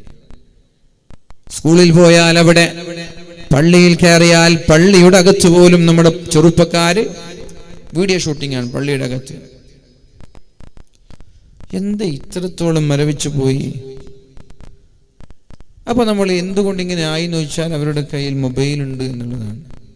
അപ്പൊ നമ്മൾ ആലോചിക്കേണ്ടത് ആരാണ് ഇവർക്ക് മൊബൈൽ കൊടുത്തത് എന്നാണ്. ആരാ കൊടുത്തത്? മാതാപിതാക്കൾ. അപ്പൊ നമ്മളങ്ങനെ കുട്ടികളെ കുറ്റം പറയും. നമ്മൾ മൊബൈൽ കൊടുത്തത് കൊണ്ടല്ലേ അവരിങ്ങനെ കളിക്കാൻ തുടങ്ങിയത്? പെൺകുട്ടികളായാലും ആൺകുട്ടികളായാലും. പിന്നെ കുട്ടികൾ എന്തിനാ നമ്മൾ പറയുന്നത്? അവരുടെ വയസ്സാണ്. ഞാൻ അവരെ കുറ്റം പറയേയില്ല. അവരുടെ വയസ്സ് നമ്മളും കളിക്കും. നമ്മുടെ വയസ്സ് അതാകുമ്പോൾ നമ്മളും കളിക്കും. ഇങ്ങനെ ചാൻസ് കിട്ടിയാൽ. ചാൻസ് കൊടുക്കാതിരിക്കലാണ് മാതാപിതാക്കളെ പണി. ഞാൻ എന്നെ കുറിച്ച് ഞാനും കളിക്കും ചാൻസ് കിട്ടിയാൽ. പക്ഷെ ചാൻസ് കിട്ടാതിരിക്കൽ, അത് നൽകാതിരിക്കലാണ് മാതാപിതാക്കളുടെ പണി. എന്നിട്ട് ഉള്ള ചാൻസും ഉള്ള അവസരങ്ങളൊക്കെ ഒറ്റയ്ക്ക് ഞാൻ ചോദിക്കട്ടെ, ഒരു പെൺകുട്ടിയാവട്ടെ ഒരു ആൺകുട്ടിയാവട്ടെ ആരും ആവട്ടെ, ഒരു ഇന്റർനെറ്റ് സംവിധാനമുള്ളൊരു ഫോൺ, ഒരു സ്മാർട്ട് ഫോൺ കയ്യിൽ പിടിച്ചിട്ട് നമ്മുടെ വീടുകളിൽ ഒറ്റയ്ക്കൊരു മുറിയിൽ കിടന്നുറങ്ങുകയാണെങ്കിൽ ആ പെൺകുട്ടിക്കും ആ ചെറുപ്പക്കാരനും എന്തും ചെയ്തൂടെ? ഇന്റർനെറ്റ് സംവിധാനമുള്ളൊരു ഫോൺ ഉപയോഗിച്ചിട്ട് ഒരു പെൺകുട്ടി വാതിലിന്റെ കുറ്റിയും അടിച്ചിട്ട് റൂമിൽ കിടന്നുറങ്ങാണ്. അല്ലെങ്കിൽ ഒരു ചെറുപ്പക്കാരൻ, ഒരു മകൻ വാതിലിന്റെ കുറ്റിയും അടിച്ചിട്ട് കിടന്നുറങ്ങാണ്. കിടന്നുറങ്ങാൻ മീൻസ് റൂമിൽ രാത്രി ഉറങ്ങാനുള്ള സമയമായി, അവർ ഉറങ്ങുന്നുണ്ടോ ഇല്ല വേറെ വിഷയം. എന്തും ചെയ്തൂടെ? എന്താ ചെയ്യാൻ പാടില്ലാത്ത? വീഡിയോ കോൺഫറൻസ് നടത്താൻ പറ്റുന്ന കാലമല്ലേ ഇത്? കണ്ടിട്ട് മുണ്ടാൻ പറ്റുന്ന കാലമല്ലേ? ഇനി വേറെന്തെങ്കിലും ആണെങ്കിൽ ഏത് ലോകത്തിന്റെ മുക്കുമൂലകളിലേക്കും സെക്കൻഡുകൾ കൊണ്ട് എത്തിപ്പെടാൻ പറ്റുന്ന കാലമല്ലേ? രാത്രി അവർ ഉറങ്ങണമെന്നുണ്ടോ? അവർക്ക് ഉറങ്ങണമെന്നുണ്ടോ? എന്താ ഉറങ്ങണമെന്ന്? ഇനി നിങ്ങൾ അവരെ വിളിച്ചാൽ അവർ ഉറങ്ങിയതുപോലെ അഭിനയിക്കും. അല്ലെങ്കിൽ ഫോണൊക്കെ മിനിമൈസ് ചെയ്ത് അത് ക്ലോസ് ചെയ്ത് എന്നിട്ട് അവർ കതക് തുറക്കും, ഡോർ തുറക്കും. അവരപ്പോൾ ഡോർ തുറക്കുന്ന സമയത്ത് അവരുടെ കയ്യിൽ മൊബൈൽ ഉണ്ടാവും. മൊബൈലൊക്കെ അപ്പുറത്തെല്ലാം ഉറങ്ങിയതുപോലെ അഭിനയിക്കും. രാത്രി 3 മണി വരെ 4 മണി ഉറങ്ങിയിട്ടുണ്ടാവില്ല. ആരോടും സംസാരിച്ചൂടെ? രാവിലെ വരെ പൊതുപ്പിനുള്ളിൽ കയറിയിട്ട് ഫാനിന്റെ സൗണ്ടും ഫാനും ഓൺ ചെയ്താൽ ആർക്കാ അറിയാം? പുറത്തുള്ള ആർക്കാ സൗണ്ട് കേൾക്കുക? ഒന്ന് ചാൻസ് നഷ്ടപ്പെടുത്തേണ്ടത്, ഒന്ന് കഥ കടിച്ചിട്ട് ഡോറ് പൂട്ടിയിട്ട് ഉറങ്ങാൻ ഒരു മകളെയും ഒരു മകനെയും നിങ്ങൾ അനുവദിക്കാൻ പാടില്ല. നിങ്ങൾ പണിയണത്. ഞാൻ പറഞ്ഞില്ല, അതിന് കഴിയുന്നുണ്ടെങ്കിൽ മാത്രം കല്യാണം കഴിച്ചാൽ മതി. ആർക്കവിടെ ആടെടുത്തിട്ട് ചൂട് കൊടുക്കാൻ കഴിയാത്തത്? കല്യാണം എന്ന് പറഞ്ഞാൽ എല്ലാവരും വിചാരിച്ച ചിക്കൻ ബിരിയാണി മട്ടൻ ബിരിയാണി കൊടുക്കുക. അത് ആർക്കവിടെ കഴിയാത്തത്? അതൊന്നുമല്ല. നിങ്ങൾ ഇന്ന് ഞാൻ പറയുന്ന വിഷയങ്ങൾ ഇന്ന് എഴുതി വെച്ചോ. നിങ്ങൾക്ക് കുറച്ച് പണിയുണ്ട്. ഒരു ഉപ്പയാവാൻ ഒരു ഉമ്മയാവാൻ കുറച്ച് പണിയുണ്ട്. ആ പണിയിൽ ഒന്ന്, ഒരു മകനെയും ഒരു മകളെയും ഡോറിന്റെ കുറ്റിയിട്ടിട്ട് അതേപോലെ ഡോർ അടച്ചിട്ട് കിടന്നുറങ്ങാൻ അനുവദിക്കാൻ പാടില്ല. ഡോർ തുറന്നിട്ട് ഉറങ്ങിയാൽ മതി. എന്താ അവർ കല്യാണം കഴിച്ചിട്ടൊന്നുമില്ലല്ലോ. കല്യാണം കഴിച്ച ആളല്ലേ ഈ ഡോർ അടിച്ചിട്ടൊക്കെ കുറ്റിയിട്ടിട്ടൊക്കെ ഉറങ്ങേണ്ട ആവശ്യമുള്ളൂ. 18-17 വയസ്സുള്ള പെൺകുട്ടികൾ എന്തിനാ ഡോർ കുറ്റിയടിച്ച് ഉറങ്ങേണ്ട ആവശ്യം? എന്താ ആൺകുട്ടികൾ എന്താ ഉറങ്ങേണ്ട ആവശ്യം? നിങ്ങൾ ഏത് സമയത്ത് എത്തിപ്പെടണമെന്ന് തോന്നിയാൽ നിങ്ങൾ പെട്ടെന്ന് കയറി പോവുകയാണെങ്കിൽ അവിടെ എന്താ നടക്കുന്നത് നിങ്ങൾക്കറിയാനുള്ള സാഹചര്യം ഉണ്ടാവണം. 1. 2, അവരുടെ ബാഗുകൾ എന്നും നിങ്ങളുടെ നിയന്ത്രണത്തിലാവണം. എനിക്കറിയാവുന്ന കഥകൾ ഞാൻ നിങ്ങളോട് പറഞ്ഞു തന്നു. രാത്രി ഉറങ്ങാൻ കിടക്കുന്ന സമയത്ത് ബാഗിൽ നിന്ന് ചാർജർ എടുത്തിട്ട് ഫോൺ മുഴുവനും ചാർജ് ചെയ്ത് ബാറ്ററി ഫുള്ളാക്കും. എന്നിട്ട് ആ ചാർജർ എടുത്ത് ബാഗിലിടും, ഫോൺ എടുത്തിട്ട് ബാഗിലിടും. രാത്രി ബെഡ്റൂമിൽ രാവിലെ വരെ ഫോണിൽ സംസാരവും കളിയൊക്കെ ആയിരിക്കും. പിന്നെ ആ ഫോൺ എടുത്തിട്ട് സ്കൂളിലേക്ക് പോകും. ഫോണ് വീട്ടിൽ നിന്ന് ആരും കൊടുത്തിട്ടില്ല. ഉമ്മയും കൊടുത്തിട്ടില്ല, ഉപ്പയും കൊടുത്തിട്ടില്ല. അത് കൊടുത്തത് ബസ് സ്റ്റാൻഡിൽ നിന്നുള്ള ഒരാളാണ്, അല്ലെങ്കിൽ സ്കൂൾ ബസ്സിൽ നിന്നുള്ള ഒരാളാണ്, അല്ലെങ്കിൽ പോകുന്ന വഴിയിലുള്ള ആരെങ്കിലുമാണ് ഈ ഫോണ് കൊടുക്കുക. നിങ്ങൾ ആരും ഈ ഫോൺ കൊടുക്കേണ്ട ആവശ്യമില്ല. നിങ്ങൾ ഫോൺ കൊടുക്കേണ്ട ആവശ്യമൊന്നുമില്ല. ഇപ്പം ആർക്കാ ഫോൺ 10,000 കൊടുത്ത് എങ്ങനെയുള്ള ഫോൺ കിട്ടുമെന്നറിയോ? ഒരു 10,000, ഒരു 5,000 കൊടുത്താൽ അവർ നല്ല ഫോണുകൾ കിട്ടും. കണ്ട് സംസാരിക്കാൻ പറ്റിയ ഫോണുകളൊക്കെ 10,000-ഉം 5,000 കൊടുത്ത്. സെക്കൻഡ് ഹാൻഡ് ഫോണാണെങ്കിൽ 3,000 കൊടുത്താലും കിട്ടും. അതൊക്കെ വാങ്ങിച്ചിട്ട് പലരും നമ്മുടെ മക്കൾക്ക് കൊടുക്കുന്നു. നിങ്ങൾ വിചാരിക്കുക എൻ്റെ മക്കളൊന്നും ചെയ്യൂല, എൻ്റെ മക്കൾ അങ്ങനെ ചെയ്യൂല. അങ്ങനെ പറഞ്ഞ ഉപ്പമാരെ മക്കളാണ് വലിയ വലിയ വലിയ കേസിലൊക്കെ പിടിക്കപ്പെടുന്നത്. മോഷണത്തിലും കഞ്ചാവിലും കള്ളിലും പെണ്ണിലും ഒക്കെ പിടിക്കപ്പെടുന്നത്. അതുകൊണ്ട് ഒന്നാമത്തേത്, നമ്മുടെ മക്കൾക്ക് നമ്മൾ അവസരമുണ്ടാക്കാൻ പാടില്ല. അവസരമുണ്ടായാൽ തെറ്റ് ചെയ്യുമെന്ന് ഉറപ്പാണ്. അത് ആർക്കാ ഡൗട്ടുള്ളത്? നമ്മൾ എന്തേ കള്ളു കുടിക്കാത്ത? നമുക്ക് അവസരമില്ല. നമ്മൾക്ക് അവസരമില്ലാത്തതുകൊണ്ട് നമ്മൾ കള്ളു കുടിക്കുന്നില്ല. നമ്മുടെ കണ്ണുകൾ കൊണ്ട് ഹറാമ് നമ്മൾ കാണുന്നില്ലേ? അവസരമുള്ളത് കൊണ്ട്. ഞാൻ പറയും, നിങ്ങൾ മനസ്സിലാക്കണം, നമ്മുടെ കണ്ണുകൾ കൊണ്ട് ഒരു ഹറാം ഇതുവരെ കണ്ടിട്ടില്ല എന്ന് പറയാൻ പറ്റുമോ? കണ്ണുകൊണ്ട് ഒരു പെണ്ണിനും കണ്ടിട്ടില്ല എന്ന് പറയാൻ പറ്റുമോ? എന്തേ? നമ്മൾക്ക് അവസരമുണ്ട്, നമ്മൾ കാണുന്നു. കള്ളു കുടിക്കാൻ അവസരമില്ല, നമ്മൾ കുടിക്കുന്നില്ല. ചാൻസ് ഉണ്ടായ കുടിക്കും. എന്തേ നമ്മൾ വ്യഭിചരിക്കുന്നില്ല? ചാൻസ് ഇല്ല എന്നിട്ടാണ്. ചാൻസ് കിട്ടുന്നവരൊക്കെ വ്യഭിചരിക്കുന്നുണ്ട്. അവസരം കിട്ടിയാൽ വ്യഭിചരിക്കുന്നുണ്ട്. എല്ലാറ്റിനും കാരണം അവസരങ്ങളാണ്. അപ്പോൾ ഒരു മാതാപിതാക്കളുടെ വളരെ പ്രധാനപ്പെട്ട ലക്ഷ്യം, വളരെ പ്രധാനപ്പെട്ട പണി എന്ന് പറയുന്നത്, ദൗത്യം എന്ന് പറയുന്നത്, മക്കൾക്ക് തെറ്റു ചെയ്യാനുള്ള സാഹചര്യങ്ങൾ ഇല്ലാതാക്കി കൊടുക്കാന്നാണ്. ഉണ്ടെങ്കിൽ അത് തടയുക എന്നുള്ളതാണ്. തെറ്റ് ചെയ്യാനുള്ള സാഹചര്യങ്ങളിൽ നിന്ന് മക്കളെ മാറ്റി നിർത്തുക എന്നുള്ളതാണ്. ഈ ഒരു ദൗത്യം നമ്മൾ ഏറ്റെടുത്താൽ മക്കളെ നന്നാക്കാൻ നമ്മൾക്ക് കഴിയും. അല്ലാഹു നമ്മൾക്ക് ബോധം നൽകട്ടെ. അല്ലാഹു നമ്മുടെ മക്കളെ നന്നാക്കി തരട്ടെ. അല്ലാഹുവിന്റെ ഹബീബായ റസൂലുള്ളാഹി സ്വല്ലല്ലാഹു അലൈഹി വസല്ലം പറഞ്ഞു, 5 കാര്യങ്ങൾ നിങ്ങളിൽ ഉണ്ടായാൽ അല്ലാഹു തആല നിങ്ങൾക്ക് അപകടങ്ങൾ നൽകുമെന്ന്. അതിലൊന്നാമത്തേത്, ഇവിടെ ത്വാഊൻ, മാരകമായ രോഗങ്ങൾ ഉണ്ടാകുന്നത്, പേര് പോലും അറിയാത്ത മാരകമായ രോഗങ്ങൾ ഉണ്ടാകുന്നത് നമ്മൾ തെറ്റ് ചെയ്ത് ആ തെറ്റുകളെ പ്രചരിപ്പിക്കുമ്പോഴാണ്. ഒരു തെറ്റ് ചെയ്തിട്ട് അതിനെ പ്രചരിപ്പിക്കുക. ഉദാഹരണം, തെറ്റു ചെയ്തവൻ അല്ലാഹുവിനോട് തൗബ ചെയ്താൽ അല്ലാഹു മാപ്പ് നൽകും. ശ്രദ്ധിക്കേണ്ട ഒരു വിഷയമാണ്. തെറ്റു ചെയ്താൽ, ഒരാൾ തെറ്റു ചെയ്യുകയാണെങ്കിൽ അല്ലാഹുവിനോട് തൗബ ചെയ്താൽ അല്ലാഹു അയാൾക്ക് മാപ്പ് കൊടുക്കും. പക്ഷേ മറ്റൊരാൾ ചെയ്ത തിന്മകളെ നമ്മൾ പരസ്യപ്പെടുത്തിയാൽ അല്ലാഹു നമ്മൾക്ക് മാപ്പ് നൽകൂല. ശ്രദ്ധിക്കേണ്ട ഒരു വിഷയമാണ്. നമ്മൾ ചെയ്ത തെറ്റുകളെ നമ്മൾ പരസ്യപ്പെടുത്തിയാലും അല്ലാഹു നമ്മൾക്ക് മാപ്പ് നൽകൂല. പെണ്ണിനെ ഒരാൾ വ്യഭിചരിച്ചാൽ, എന്തോ സാഹചര്യം കൊണ്ടറിയാതെ പെട്ടുപോയി, വ്യഭിചരിച്ചു പോയി, നിയന്ത്രിക്കാൻ കഴിഞ്ഞില്ല. അയാൾ അല്ലാഹുവിലേക്ക് താണുകയാണ്, കരഞ്ഞ്, അല്ലാഹുവേ എൻ്റെ അടുത്ത് പറ്റിപ്പോയി റബ്ബേ, ഇനി ഞാനിത് ആവർത്തിക്കില്ല റബ്ബേ, ഇനി ഒരിക്കലും ഞാൻ ചെയ്യില്ല റബ്ബേ എന്ന് പറഞ്ഞ് കരഞ്ഞ് അല്ലാഹുവിനോട് തൗബ ചെയ്ത് മടങ്ങിയാൽ അല്ലാഹു അയാളുടെ വ്യഭിചാരത്തിന് അല്ലാഹു മാപ്പ് നൽകും. എന്നാൽ അത്തരം വ്യഭിചാരികളുടെ കേസുകൾ പൊതുജനങ്ങൾ കാണുന്ന രീതിയിൽ സോഷ്യൽ മീഡിയകളിൽ അപ്ലോഡ് ചെയ്യുന്ന വിഭാഗം, ഈ അടുത്ത് ചില കേസുകൾ സോഷ്യൽ മീഡിയകളിൽ കാണാനിടയായി. സംഭവം നടന്നോ ഇല്ലേ എന്ന് നമ്മൾക്കറിയില്ല, സംഭവിച്ചിട്ടുണ്ടോ ഇല്ലേ എന്ന് നമ്മൾക്കറിയില്ല. കാള പെറ്റു എന്ന് കേൾക്കുമ്പോഴേക്കും കയറെടുത്തോടരുത്. ഇനി കാള പെറ്റാൽ തന്നെ നിങ്ങളുടെ കാളയാണെങ്കിൽ നിങ്ങൾ കയറെടുത്താൽ മതി. ആരാന്റെ കാളയ്ക്ക് നിങ്ങൾ കയറെടുക്കരുത്.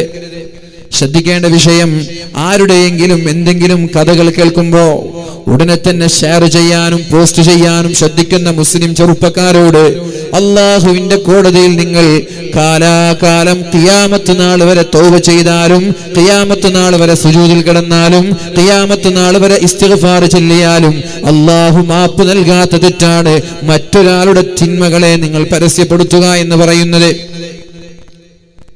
ഒരാൾ എവിടെയെങ്കിലും മതിൽ ചാടി എന്ന് കേട്ടാൽ അപ്പ ഫോട്ടോ എടുക്കാൻ കുറച്ച് ആളുകൾ, അത് വീഡിയോ ഷൂട്ട് ചെയ്യാൻ കുറച്ച് ആളുകൾ, എന്നിട്ട് ഫേസ്ബുക്കിൽ ഇടാൻ കുറച്ച് ആളുകൾ, വാട്സപ്പിൽ ഇടാൻ കുറച്ച് ആളുകൾ, അതിനെക്കുറിച്ച് എഴുതാൻ കുറച്ച് ആളുകൾ.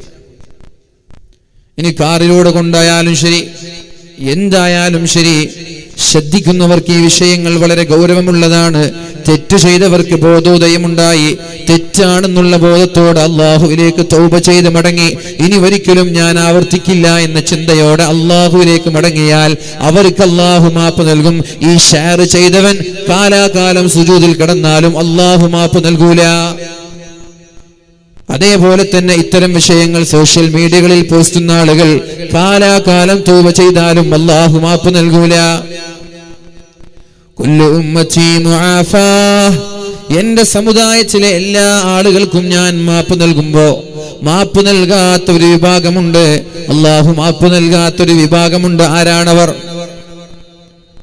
രാത്രിയിൽ ഒരു തെറ്റ് ചെയ്യും, രാത്രിയിൽ ഒരു തെറ്റ്, എല്ലാവരും ഉറങ്ങുമ്പോൾ ഒരു തെറ്റ് ചെയ്യും, ആരും കണ്ടിട്ടില്ല.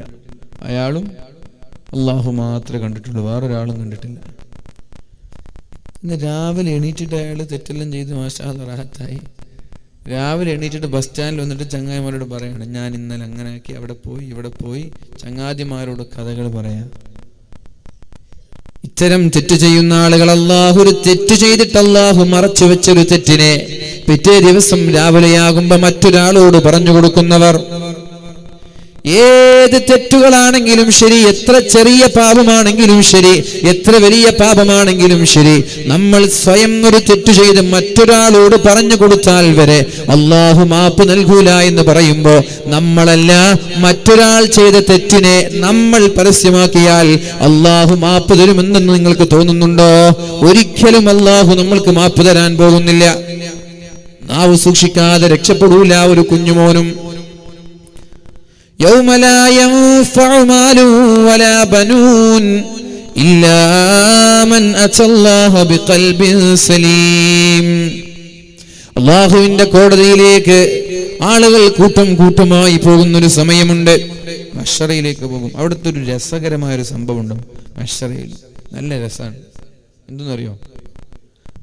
يوم يفر المرء من أخيه وأمه وأبيه. സ്വന്തം ഉമ്മയെ കാണുമ്പോൾ മക്കളോടും, ഉമ്മയെ കാണുമ്പോൾ മക്കളോടുകയാണ്, മക്കളെ കാണുമ്പോൾ ഉമ്മയോടും, ഉപ്പയെ കാണുമ്പോൾ മക്കളോടും, ഭാര്യയെ കാണുമ്പോൾ ഭർത്താവോടും, ഭർത്താവിനെ കാണുമ്പോൾ ഭാര്യയോടും, സഹോദരങ്ങളെ കാണുമ്പോ, ചങ്ങാതിമാരെ കാണുമ്പോ ആരും പരസ്പരം നിൽക്കൂല. എന്നാൽ എന്റെ ഉമ്മ നരകത്തിലാണെന്നറിഞ്ഞാൽ, അല്ലാഹുവേ എന്റെ ഉമ്മയ്ക്ക് ഞാൻ ചെയ്ത അമലിൽ നിന്ന് ഒരു 10% കൊടുത്തിട്ട് എന്റെ ഉമ്മയെ നീ സ്വർഗത്തിലേക്ക് കൊണ്ടുപോയെന്ന് പറഞ്ഞാൽ നടക്കൂല. എന്റെ പിതാവിനെ, അല്ലാഹുവേ എന്റെ മകൻ നരകത്തിലാണ്, ഞാൻ ചെയ്ത നന്മ കൊണ്ട് എന്റെ മകനെ നീ സ്വർഗത്തിലേക്ക് കൊണ്ടുപോവാ എന്ന് പറഞ്ഞാൽ അതും നടക്കാൻ പോകുന്നില്ല. അഥവാ നരകത്തിൽ കിടന്ന് വെന്തുരുകുന്ന മകന് നന്മ നൽകാൻ നമ്മൾക്ക് കഴിയില്ല, ഉമ്മയ്ക്ക് നന്മ നൽകാൻ കഴിയില്ല. നമ്മുടെ ബെറ്റർ ഹാഫ് എന്ന് നമ്മൾ വിളിക്കാറുള്ള ജീവിതത്തിന്റെ നല്ല പാതി, നമ്മുടെ ഭാര്യയ്ക്ക് പോലും ഒരു നിസ്കാരത്തിന്റെ നന്മ നൽകാൻ നമ്മൾക്ക് കഴിയില്ല. അതാണ് മഹ്ശറ. സ്വന്തം കാര്യമാണ്. ആ സമയത്താണ് ചില ആളുകൾ കടന്നു വരുന്നത്. ആരാ വന്നത്? ഒരാൾ വന്നു. അയാളെ കുറിച്ചിട്ട് വ്യഭിചാര ആരോപണം നമ്മൾ ഉണ്ടാക്കിയിട്ടുണ്ട്. അയാളെ കുറിച്ചിട്ട് നമ്മൾ മോശമായ വർത്തമാനങ്ങൾ നൽകിയിട്ടുണ്ട്. നമ്മുടെ ശത്രുക്കളൊക്കെ കടന്നു വരികയാണ്. നമ്മുടെ ശത്രുക്കളൊക്കെ, നമ്മളെ വേണ്ടപ്പെട്ടവരൊക്കെ വന്നു. ഓർക്കൊന്നും കൊടുക്കാൻ കഴിഞ്ഞില്ല. ഇവിടെ നമ്മൾ ആദ്യം ഉമ്മയ്ക്ക് കൊടുക്കും, മക്കൾക്ക് കൊടുക്കും. അവിടുത്തെ അവസ്ഥ നേരെ ഓപ്പോസിറ്റാണ്. അവിടെ വേണ്ടപ്പെട്ടവർക്ക് ഒന്നും കൊടുക്കാൻ കഴിഞ്ഞില്ല, വേണ്ടപ്പെട്ടവർക്ക്. പിന്നെയാണ് നമ്മുടെ ശത്രുക്കൾ വരുന്നത്. ദുനിയാവിലുണ്ടായിരുന്ന ശത്രുക്കൾ ഓരോ ആളുകൾ വരും. അല്ലാഹുവേ എന്നെ അടിച്ചവനാണിത്, ആണോ? കൊടുക്കും. നിന്റെ നന്മ എടുത്ത് അങ്ങോട്ട് കൊടുക്കും. ഉമ്മ കൊടുക്കാൻ കഴിഞ്ഞോ? ഉമ്മയ്ക്ക് കൊടുക്കാൻ കഴിഞ്ഞോ? ഇല്ല, ശത്രുവിന് കൊടുക്കും.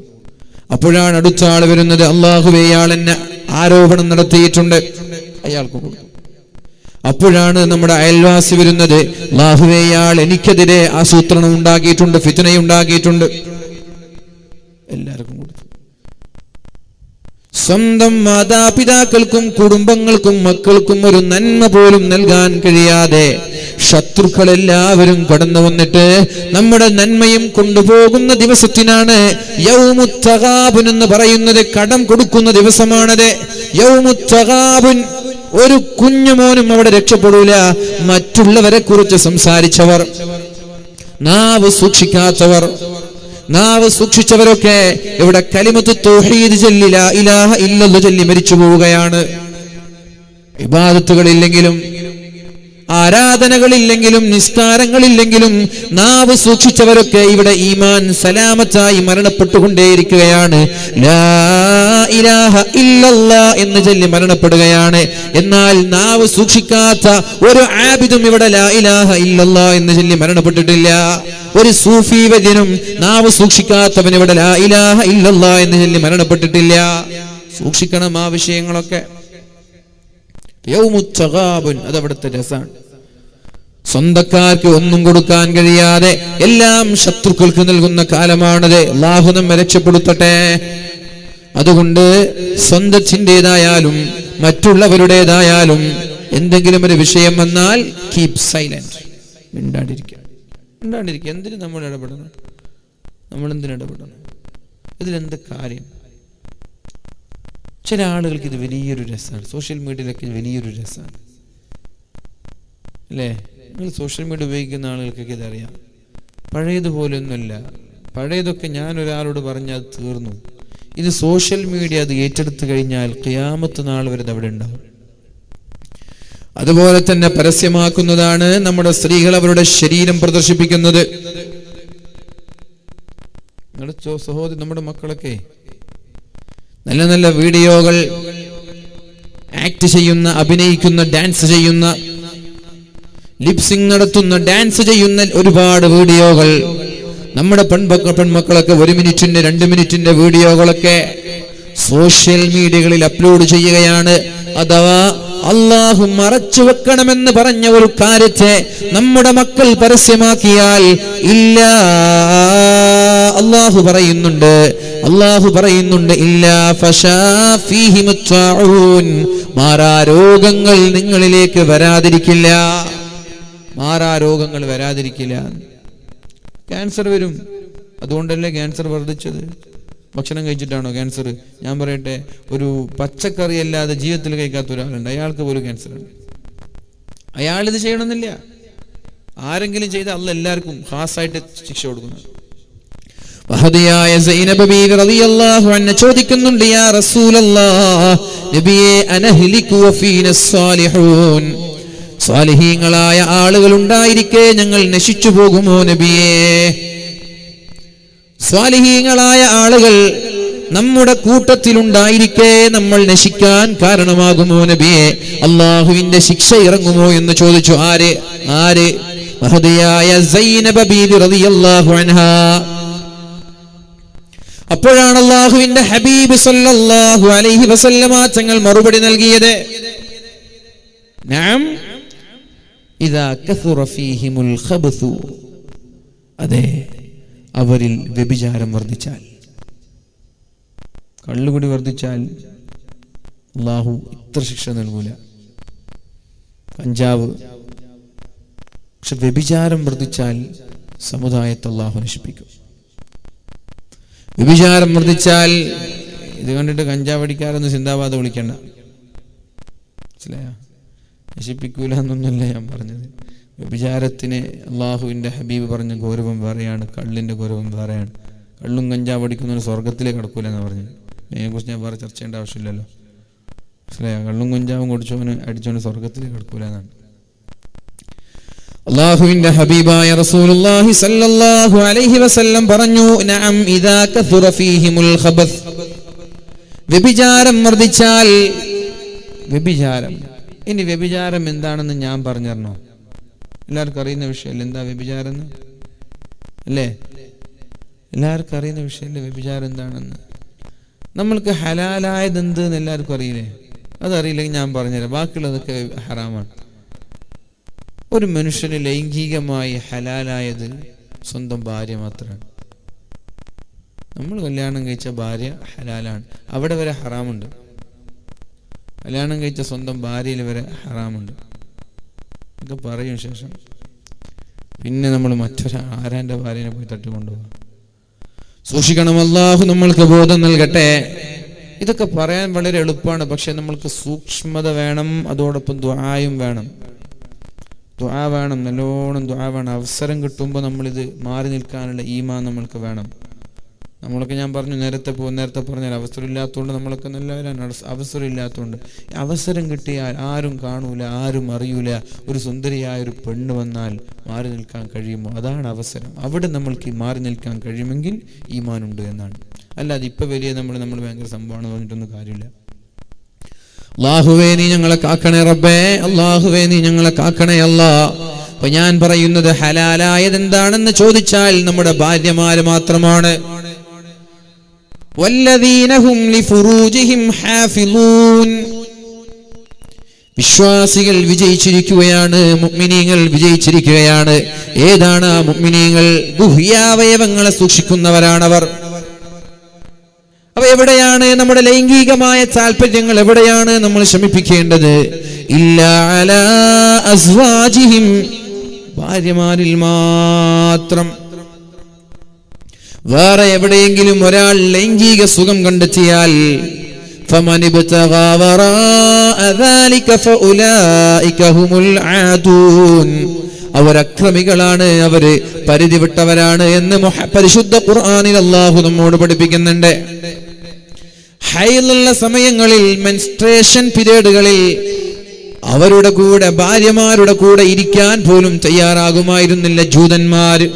മഹാനായ അനസ് റളിയല്ലാഹു അൻഹു റിപ്പോർട്ട് ചെയ്യുന്നുണ്ട്, അന്നൽ യഹൂദ കാനൂ ഇദാ ഹാലത്തിൽ മർഅതു മിൻഹും ലം യുആകിലുഹാ, പെണ്ണിന് ഹൈലുണ്ടായാൽ പെണ്ണിന്റെ കൂടെ ഇരുന്നിട്ട് ഭക്ഷണം കഴിക്കാറുണ്ടായിരുന്നില്ല. വലം യുജാമിഉഹാ ഫിൽ ബുയൂത്ത്, വീട്ടിൽ വരെ അവരുടെ കൂടെ ഇരിക്കാറുണ്ടായിരുന്നില്ല. ഫസഅല അസ്ഹാബുൻ നബി സല്ലല്ലാഹു അലൈഹി വസല്ലം, അല്ലാഹുവിന്റെ ഹബീബിനോട് സഹാബാക്കൾ ചോദിച്ചു, വയസ്അലൂനക അനിൽ മഹീൽ, നബിയെ ഹൈലുകാരെ കുറിച്ച് നിങ്ങളോട് ചോദിച്ചാൽ നിങ്ങൾ പറയേ ഖുൽ ഹുവ അദൻ ഫഅതസിലുൻ നിസാഅ ഫിൽ മഹീൽ, ഹൈലുള്ള സമയങ്ങളിൽ അവരെ മാറ്റി നിർത്തണം, അവരിൽ നിന്ന് നിങ്ങൾ അകലണം.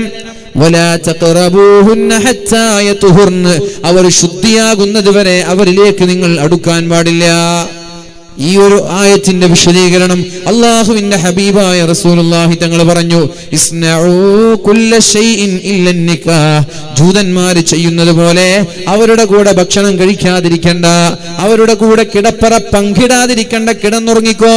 പക്ഷേ നിങ്ങൾ രണ്ടുപേരുമുള്ള ശാരീരിക ബന്ധം മാത്രം വേണ്ട, അത് ഹറാമാണ്. ഭാര്യയിലുള്ള ഹറാമ് ഹൈലിന്റെ സമയങ്ങളിൽ ശാരീരിക ബന്ധങ്ങളിൽ ഏർപ്പെടുന്നതാണ്. മുട്ടുപൂക്കളിന്റെ ഇടയിൽ വരെ ഒരു സുഖവും ആസ്വദിക്കാൻ പാടില്ല എന്നാണ് പണ്ഡിതന്മാരുടെ അഭിപ്രായം. ഭാര്യമാരിൽ വരെ ഹറാമുണ്ട്, പിന്നല്ലേ മറ്റുള്ള വിഷയങ്ങൾ. അതുകൊണ്ട് എന്റെ പ്രിയപ്പെട്ട സഹോദരിമാർ ശ്രദ്ധിക്കേണ്ടത്, അല്ലാഹുവിന്റെ ഹബീബ് സല്ലല്ലാഹു അലൈഹി വസല്ലമ തങ്ങൾ പറഞ്ഞത്, മെൻസ്ട്രേഷൻ പീരിയഡുകളിൽ പോലും പെണ്ണിനെ നിങ്ങൾ ലൈംഗികമായ ബന്ധത്തിൽ ഏർപ്പെടാൻ പാടില്ല, ഹറാമാണത്. ഒരിക്കൽ മഹാനായ മസ്റൂഖ് എന്നവർ മഹദിയായ ആയിഷ ബീവി റളിയല്ലാഹു അൻഹയുടെ സമീപത്തേക്ക് കടന്നു വന്നു, സലാം പറഞ്ഞു. മർഹബാ മർഹബാ എന്ന് പറഞ്ഞു ആയിഷ ബീവി സ്വീകരിച്ചു. എന്നിട്ട് ആയിഷ ബീവിയോട് പറഞ്ഞു, ആയിഷ ബീവിയെ, എനിക്കൊരു കാര്യം ചോദിക്കാനുണ്ട്, പക്ഷേ എനിക്ക് നാണം തോന്നുകയാണ്, ലജ്ജ തോന്നുകയാണ്, ഒരു കാര്യം ചോദിക്കാനുണ്ട്. ആയിഷ ബീവി പറഞ്ഞു, ചോദിച്ചോളൂ, എന്നെ ഒരു ഉമ്മയെ പോലെ കണ്ടാ മതി. അന ഉമ്മുക വ അൻത ബനി, നീ എന്റെ മകനാണ്, ഞാൻ നിന്റെ ഉമ്മയാണ്, ചോദിച്ചോളൂ എന്ന് പറഞ്ഞു. മാലിർ റജുലി മിൻ ഇംറഅതിഹി വഹിയ ഹൈൽ, ഒരു പെണ്ണിന് ഹൈലുള്ള സമയങ്ങളിൽ പെണ്ണുമായി ഒരാൾ എങ്ങനെയാണ് ബന്ധം സ്ഥാപിക്കേണ്ടത് എന്ന് ചോദിച്ചു. അപ്പോഴാണ് മഹദിയായ ആയിഷ ബീവി റളിയല്ലാഹു അൻഹ പറഞ്ഞത്, കുല്ല ഷൈഇൻ ഇല്ലാ ഫർജഹാ, അവളുടെ ലൈംഗിക അവയവങ്ങളല്ലാത്ത മറ്റുള്ള എല്ലാ സുഖങ്ങളും കുഴപ്പമില്ല എന്നാണ് മഹദിയായ ആയിഷ ബീവി റളിയല്ലാഹു അൻഹ പറഞ്ഞത്. അപ്പോ ഹലാലായ മേഖലകളുണ്ട്, ഹറാമായ മേഖലകളുണ്ട്. അതേപോലെ തന്നെ അല്ലാഹുവിന്റെ ഹബീബായ റസൂലുള്ളാഹി തങ്ങൾ പറഞ്ഞു, കല്യാണം കഴിഞ്ഞിട്ട് വരെ ശാരീരികമായി ഏത് രീതിയിലാണ് ബന്ധം സ്ഥാപിക്കേണ്ടതെന്ന് പറഞ്ഞിട്ടുണ്ട്. ശാരീരികമായി ബന്ധം സ്ഥാപിക്കേണ്ട രീതിയൊക്കെ നമ്മൾക്കറിയാം. عن عمرو بن شعيب عن أبيه عن جده أن النبي صلى الله عليه وسلم, പിൻഭാഗത്തു നിന്നുകൂടിയുള്ള ശാരീരിക ബന്ധങ്ങൾ അത് ലൂത്തിയത്തു സുഗ്റ എന്ന പദപ്രയോഗമാണ് അല്ലാഹുവിന്റെ ഹബീബ് ഉപയോഗിച്ചത്. മഹാനായ ലൂത്ത് നബി അലൈഹിസ്സലാമിന്റെ സമുദായത്തെ അല്ലാഹു നശിപ്പിക്കാൻ കാരണം എന്താണോ അത്രയ്ക്കും വലിയ തെറ്റാണ് എന്ന് അല്ലാഹുവിന്റെ ഹബീബായ റസൂലുള്ളാഹി സ്വല്ലല്ലാഹു അലൈഹി വസല്ലം പറഞ്ഞു. ഇതുപോലെ ഒരുപാട് വിഷയങ്ങൾ കാണാം. ഈ വിഷയവുമായി ബന്ധപ്പെട്ട് അല്ലാഹുവിന്റെ ഹബീബ് പറയുന്നുണ്ട്, ഈ പറഞ്ഞതുപോലെ ആരെങ്കിലും ഒരാൾ തന്റെ ഭാര്യയുടെ ശാരീരിക ബന്ധങ്ങളിൽ ഏർപ്പെടുന്ന സമയത്ത് പിൻഭാഗങ്ങളിലൂടെ ബന്ധപ്പെടുന്ന ആളുകളാണെങ്കിൽ ലാ യൻദുറുല്ലാഹു ഇലൈഹി, അല്ലാഹു അവരെ നോക്കുക പോലും ചെയ്യൂല, അല്ലാഹു അവരെ നോക്കുക പോലും ചെയ്യൂല എന്ന് മുഹമ്മദുർ റസൂലുള്ളാഹി സല്ലല്ലാഹു അലൈഹി വസല്ലം, അല്ലാഹുവിന്റെ ഹബീബ് നിരോധിച്ച വിഷയമാണത്. കാഫിറായി പോകുമെന്നുള്ള ഹദീസ് വരെ കാണാം.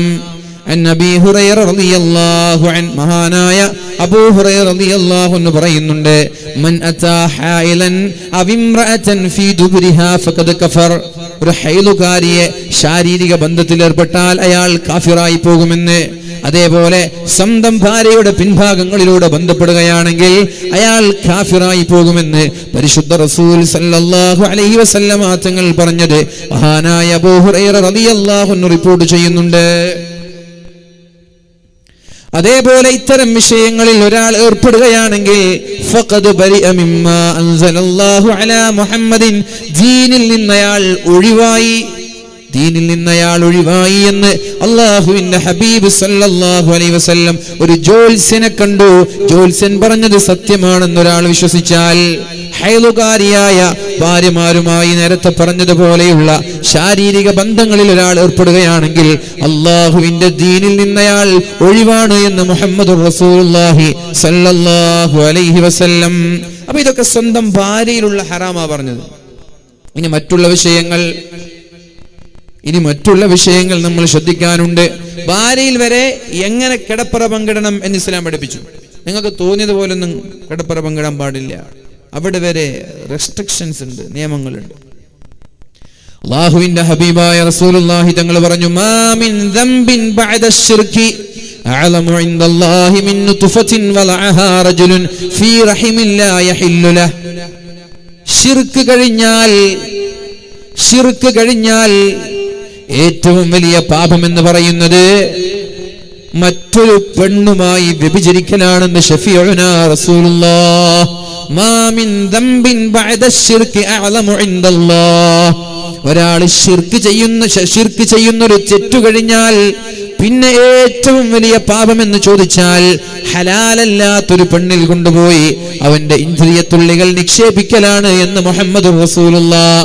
ഹലാലായത് ഭാര്യയാണ്, ഹലാലല്ലാത്തത് ഭാര്യയല്ലാത്ത എവിടെയെങ്കിലും പോയി കാമുകിയാവട്ടെ, ഇനി പ്രോസ്റ്റിറ്റ്യൂട്ട് ആവട്ടെ, വ്യഭിചാരികളാവട്ടെ, ആരുമാവട്ടെ, അത്തരം സ്ത്രീകളുമായി ശാരീരിക ബന്ധത്തിൽ ഏർപ്പെടുന്നത് ശിർക്ക് കഴിഞ്ഞാൽ ഏറ്റവും വലിയ പാപമാണ് എന്ന് റസൂലുള്ളാഹി സ്വല്ലല്ലാഹു അലൈഹി വസല്ലം. മഹാനായ ഹുദൈഫ റളിയല്ലാഹു അൻഹു റിപ്പോർട്ട് ചെയ്യുന്ന ഒരു ഹദീസ് കാണാം.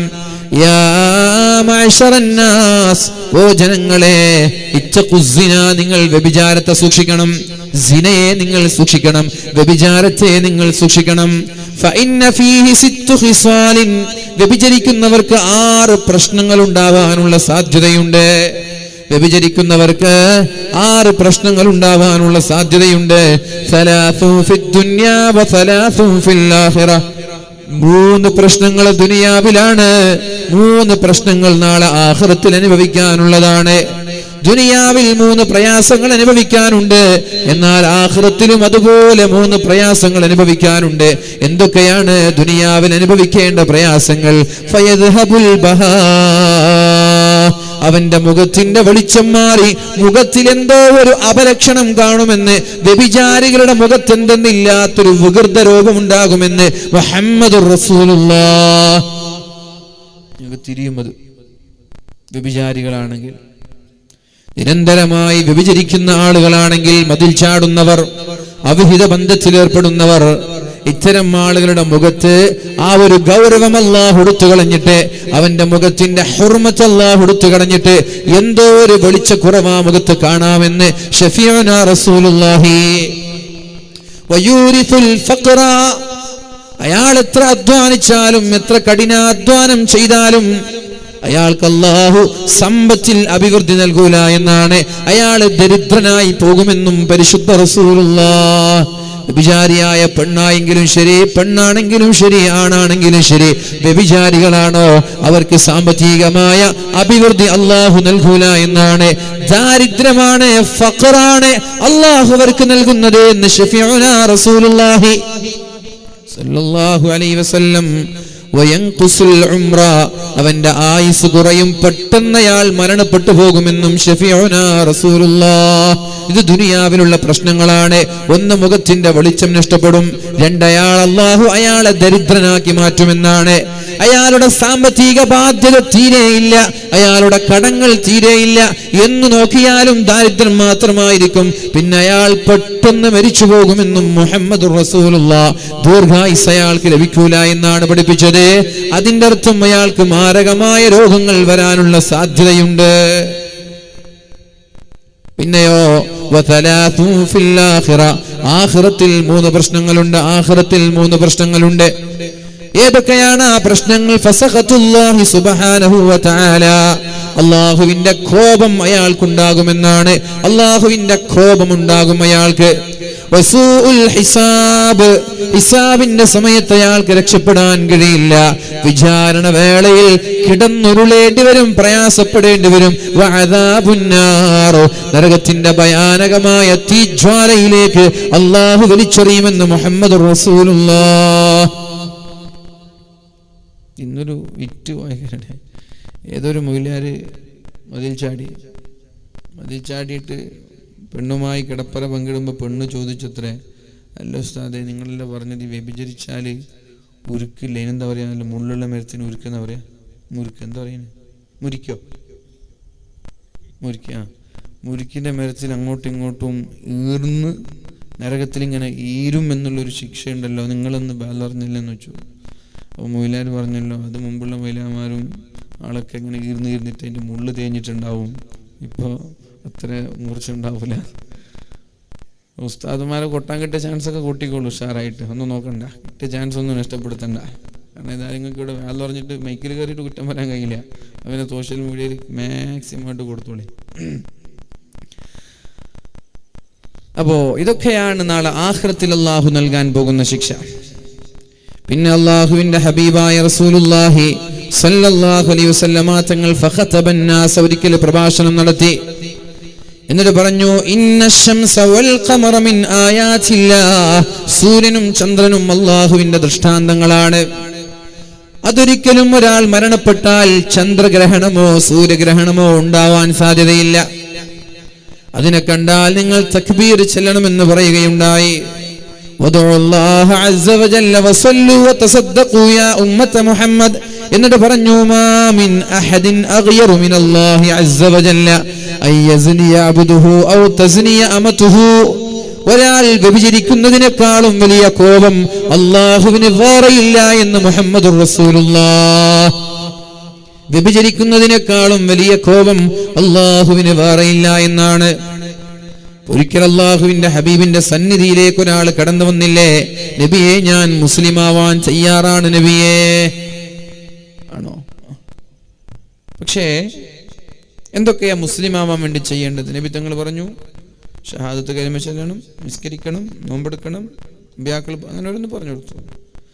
വ്യഭിചരിക്കാൻ പാടില്ല എന്ന് പറഞ്ഞപ്പോൾ അദ്ദേഹം പറഞ്ഞു, എല്ലാം ഞാൻ കേൾക്കാം നബിയെ, വ്യഭിചാരത്തിന്റെ വിഷയം മാത്രം പറയരുത്, വ്യഭിചരിക്കരുതെന്ന് മാത്രം പറയരുത്, എനിക്കത് വലിയ ഇഷ്ടമാണ്. അങ്ങനെ കുഴപ്പമില്ല. നബി തങ്ങൾ പറഞ്ഞു, കുഴപ്പമില്ല, വ്യഭിചരിച്ചോ. അങ്ങനെയാണ് അതിൻ്റെ ശൈലി, അങ്ങനെയാണ്. ഇതിനെല്ലാത്തിനും ഒരു ശൈലിയുണ്ട്. വ്യഭിചരിക്കാൻ എനിക്ക് ആഗ്രഹമുണ്ട്, വ്യഭിചാരത്തിന്റെ വിഷയം മാത്രം എന്നോട് പറയരുത് എന്ന് പറഞ്ഞപ്പോൾ അല്ലാഹുവിന്റെ ഹബീബ് ചോദിച്ചു, ഞാൻ നിന്നോട് ചില ചോദ്യങ്ങൾ ചോദിച്ചോട്ടെ? ആയിക്കോട്ടെ നബിയെ. നിന്റെ ഉമ്മയെ ഒരാൾ വ്യഭിചരിക്കുന്നത് നിനക്ക് ഇഷ്ടമാകുമോ എന്ന് ചോദിച്ചു. നിന്റെ ഉമ്മയെ ഒരാൾ വ്യഭിചരിച്ചു, അത് നിനക്കറിഞ്ഞു, നിനക്ക് ഇഷ്ടപ്പെടുവോ? ഏയ് ഇല്ല. നീ എന്ത്, ഞാൻ കൊന്നുകളയുന്നു. എന്നാൽ നീ വ്യഭിചരിക്കാൻ പോകുന്നത് ഏതെങ്കിലും ഒരു മകന്റെ ഉമ്മയായിക്കൂടെ? ആ മകൻ എത്ര വിഷമമുണ്ടാകും തന്റെ ഉമ്മ വ്യഭിചാരിണിയാണ് എന്നറിഞ്ഞാൽ. നിനക്ക് നിന്റെ ഉമ്മയെ വ്യഭിചരിക്കാൻ കഴിയില്ല, ആരാന്റെ ഉമ്മയെ പോയി നിനക്ക് വ്യഭിചരിക്കാം, പറ്റുമോ? നിന്റെ മകളെ ഒരാൾ വ്യഭിചരിക്കുന്നത് കണ്ടാൽ നീ വെറുതെ വിടുമോ? നിന്റെ സ്വന്തം മകളെ ഒരാൾ വ്യഭിചരിക്കുന്നത് അറിഞ്ഞാൽ നീ വെറുതെ വിടുമോ? നിനക്ക് ഇഷ്ടപ്പെടുമോ? നിന്റെ വീട്ടിലേക്ക് ഒരാൾ നിന്റെ മകള് വിളിച്ചു വരുത്തിയിട്ട് രാത്രി നിങ്ങളൊക്കെ ഉറങ്ങുമ്പോൾ ഡോറിന്റെ കതകം തുറന്നിട്ട് വ്യഭിചരിക്കാൻ ചാൻസ് കൊടുത്തു, രാവിലെ നിങ്ങൾക്ക് അറിഞ്ഞു, മാഷാ അല്ലാഹ് ഉഷാറായി എന്ന് പറയോ? കൺഗ്രാജുലേഷൻ കൊടുക്കോ? മകളെ വിളിച്ചിട്ട് നീ ചെയ്തത് ഭയങ്കരമായി എന്ന് പറയോ? ഇല്ല. എന്തേ? ഇഷ്ടപ്പെടൂല. എന്നാൽ അതേപോലെയല്ലേ നീ വ്യഭിചരിക്കുന്നത് വേറെ ഒരാളുടെ മകളെയല്ലയോ, നിന്റെ മകളെ വ്യഭിചരിക്കുന്നത് നിനക്ക് ഇഷ്ടമല്ലെങ്കിൽ നീ പോയി വ്യഭിചരിക്കുന്നത് മറ്റൊരാളുടെ മകളെയല്ലയോ, അയാൾക്ക് എത്ര വേദനയുണ്ടാകും. നിന്റെ ഭാര്യ, നീ കൂടെ കിടന്നുറങ്ങേണ്ട ഭാര്യ, നീ വീട്ടിലേക്ക് വരുമ്പോൾ നിന്റെ ബെഡ്റൂമിൽ മറ്റൊരാളെ കണ്ടാൽ നിനക്കത് സഹിക്കാൻ കഴിയുമോ എന്ന് ചോദിച്ചു. ഇല്ല, ഞാൻ കൊന്നുകളയും. എന്നാൽ നീ പോയി മതിൽ ചാടി കയറി ചെല്ലുന്നത് മറ്റൊരാളുടെ ഭാര്യയല്ലയോ, ആ ഭർത്താവിന് എത്ര പ്രയാസമുണ്ടാകും നീ ആലോചിച്ചിട്ടുണ്ടോ? നിന്റെ പെങ്ങളെ ഒരാൾ വ്യഭിചരിക്കുന്നതറിഞ്ഞാൽ നീ ഇഷ്ടപ്പെടുമോ? ഇല്ല. എന്നാൽ നീ വ്യഭിചരിക്കുന്നത് മറ്റൊരാളുടെ പെങ്ങളല്ലയോ, അവർക്ക് എത്ര വിഷമമുണ്ടാകും. അപ്പോഴാണ് ആ മനുഷ്യൻ പറഞ്ഞത്, അല്ലാഹുവിന്റെ ഹബീബേ, ഞാൻ ഇവിടേക്ക് വരുമ്പോൾ എന്റെ ജീവിതത്തിലെ വലിയ ലക്ഷ്യം, ആഗ്രഹങ്ങൾ വ്യഭിചരിക്കുക എന്നുള്ള ചിന്ത മാത്രമായിരുന്നു.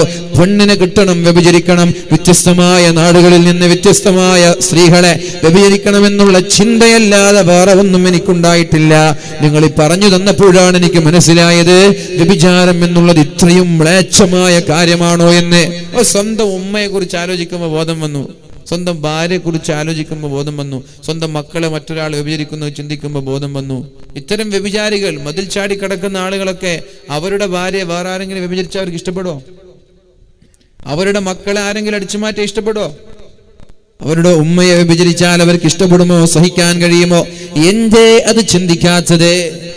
കുൻ കമാ ശിഅ്ത്, നീ ഇഷ്ടമുള്ളതുപോലെ ജീവിച്ചോ. കമാ തദീനു തുദാൻ, എന്താണോ നീ ചെയ്തത് അതിന്റെ പകരം നീ അനുഭവിക്കാതെ മരണപ്പെടൂല എന്നല്ലേ അള്ളാഹുവിന്റെ ഹബീബായ റസൂലുള്ളാഹി തങ്ങൾ പറഞ്ഞത്. അപ്പൊ നീ ഈ ചെയ്തു കൂട്ടിയ തോന്നിവാസങ്ങൾക്കൊക്കെ പകരം നിനക്ക് ലഭിക്കൂല എന്ന് ആർക്കെങ്കിലും ഇവിടെ തോന്നുന്നുണ്ടോ? നമ്മൾ ചെയ്തതൊക്കെ നമ്മൾ മാത്രം ഇങ്ങനെ ആസ്വദിക്കുക, ഇതൊന്നും നമ്മുടെ മക്കളിലും കുടുംബത്തിലും നിന്നും ഉണ്ടാവില്ല എന്ന് തോന്നുന്നുണ്ടോ? നിനക്കിത് തിരിച്ചു കിട്ടൂല. നീ ആരാന്റെ മക്കളെ വ്യഭിചരിച്ചതുപോലെ നിന്റെ മക്കളെ വേറെ ആരും വന്നിട്ട് വ്യഭിചരിക്കൂല എന്ന് തോന്നുന്നുണ്ടോ? ആരാന്റെ ഭാര്യയെ നീ വ്യഭിചരിച്ചതുപോലെ നിന്റെ ഭാര്യയെ വേറെ ആരെങ്കിലും വന്ന് വ്യഭിചരിക്കൂല എന്ന് നിനക്ക് തോന്നുന്നുണ്ടോ? നീ എന്താണോ ചെയ്തത് അത് നിനക്ക് തിരിച്ചു കിട്ടുമെന്നാണ് അള്ളാഹുവിന്റെ ഹബീബ് പറഞ്ഞത്. അതുകൊണ്ട് സൂക്ഷ്മത വേണേ. വ്യഭിചാരം എന്ന് പറയുന്നത് കുടുംബത്തെ തകർക്കുന്നൊരു വിഷയമാണത്. അള്ളാഹുവിന്റെ ഹബീബായ റസൂലുള്ളാഹി തങ്ങൾ പറഞ്ഞില്ലയോ, വ്യഭിചാരം വർദ്ധിച്ചാൽ ഇവിടെ സാലിഹീങ്ങളുണ്ടോ, സൂഫി വര്യന്മാരുണ്ടോ എന്നും അള്ളാഹു നോക്കൂല.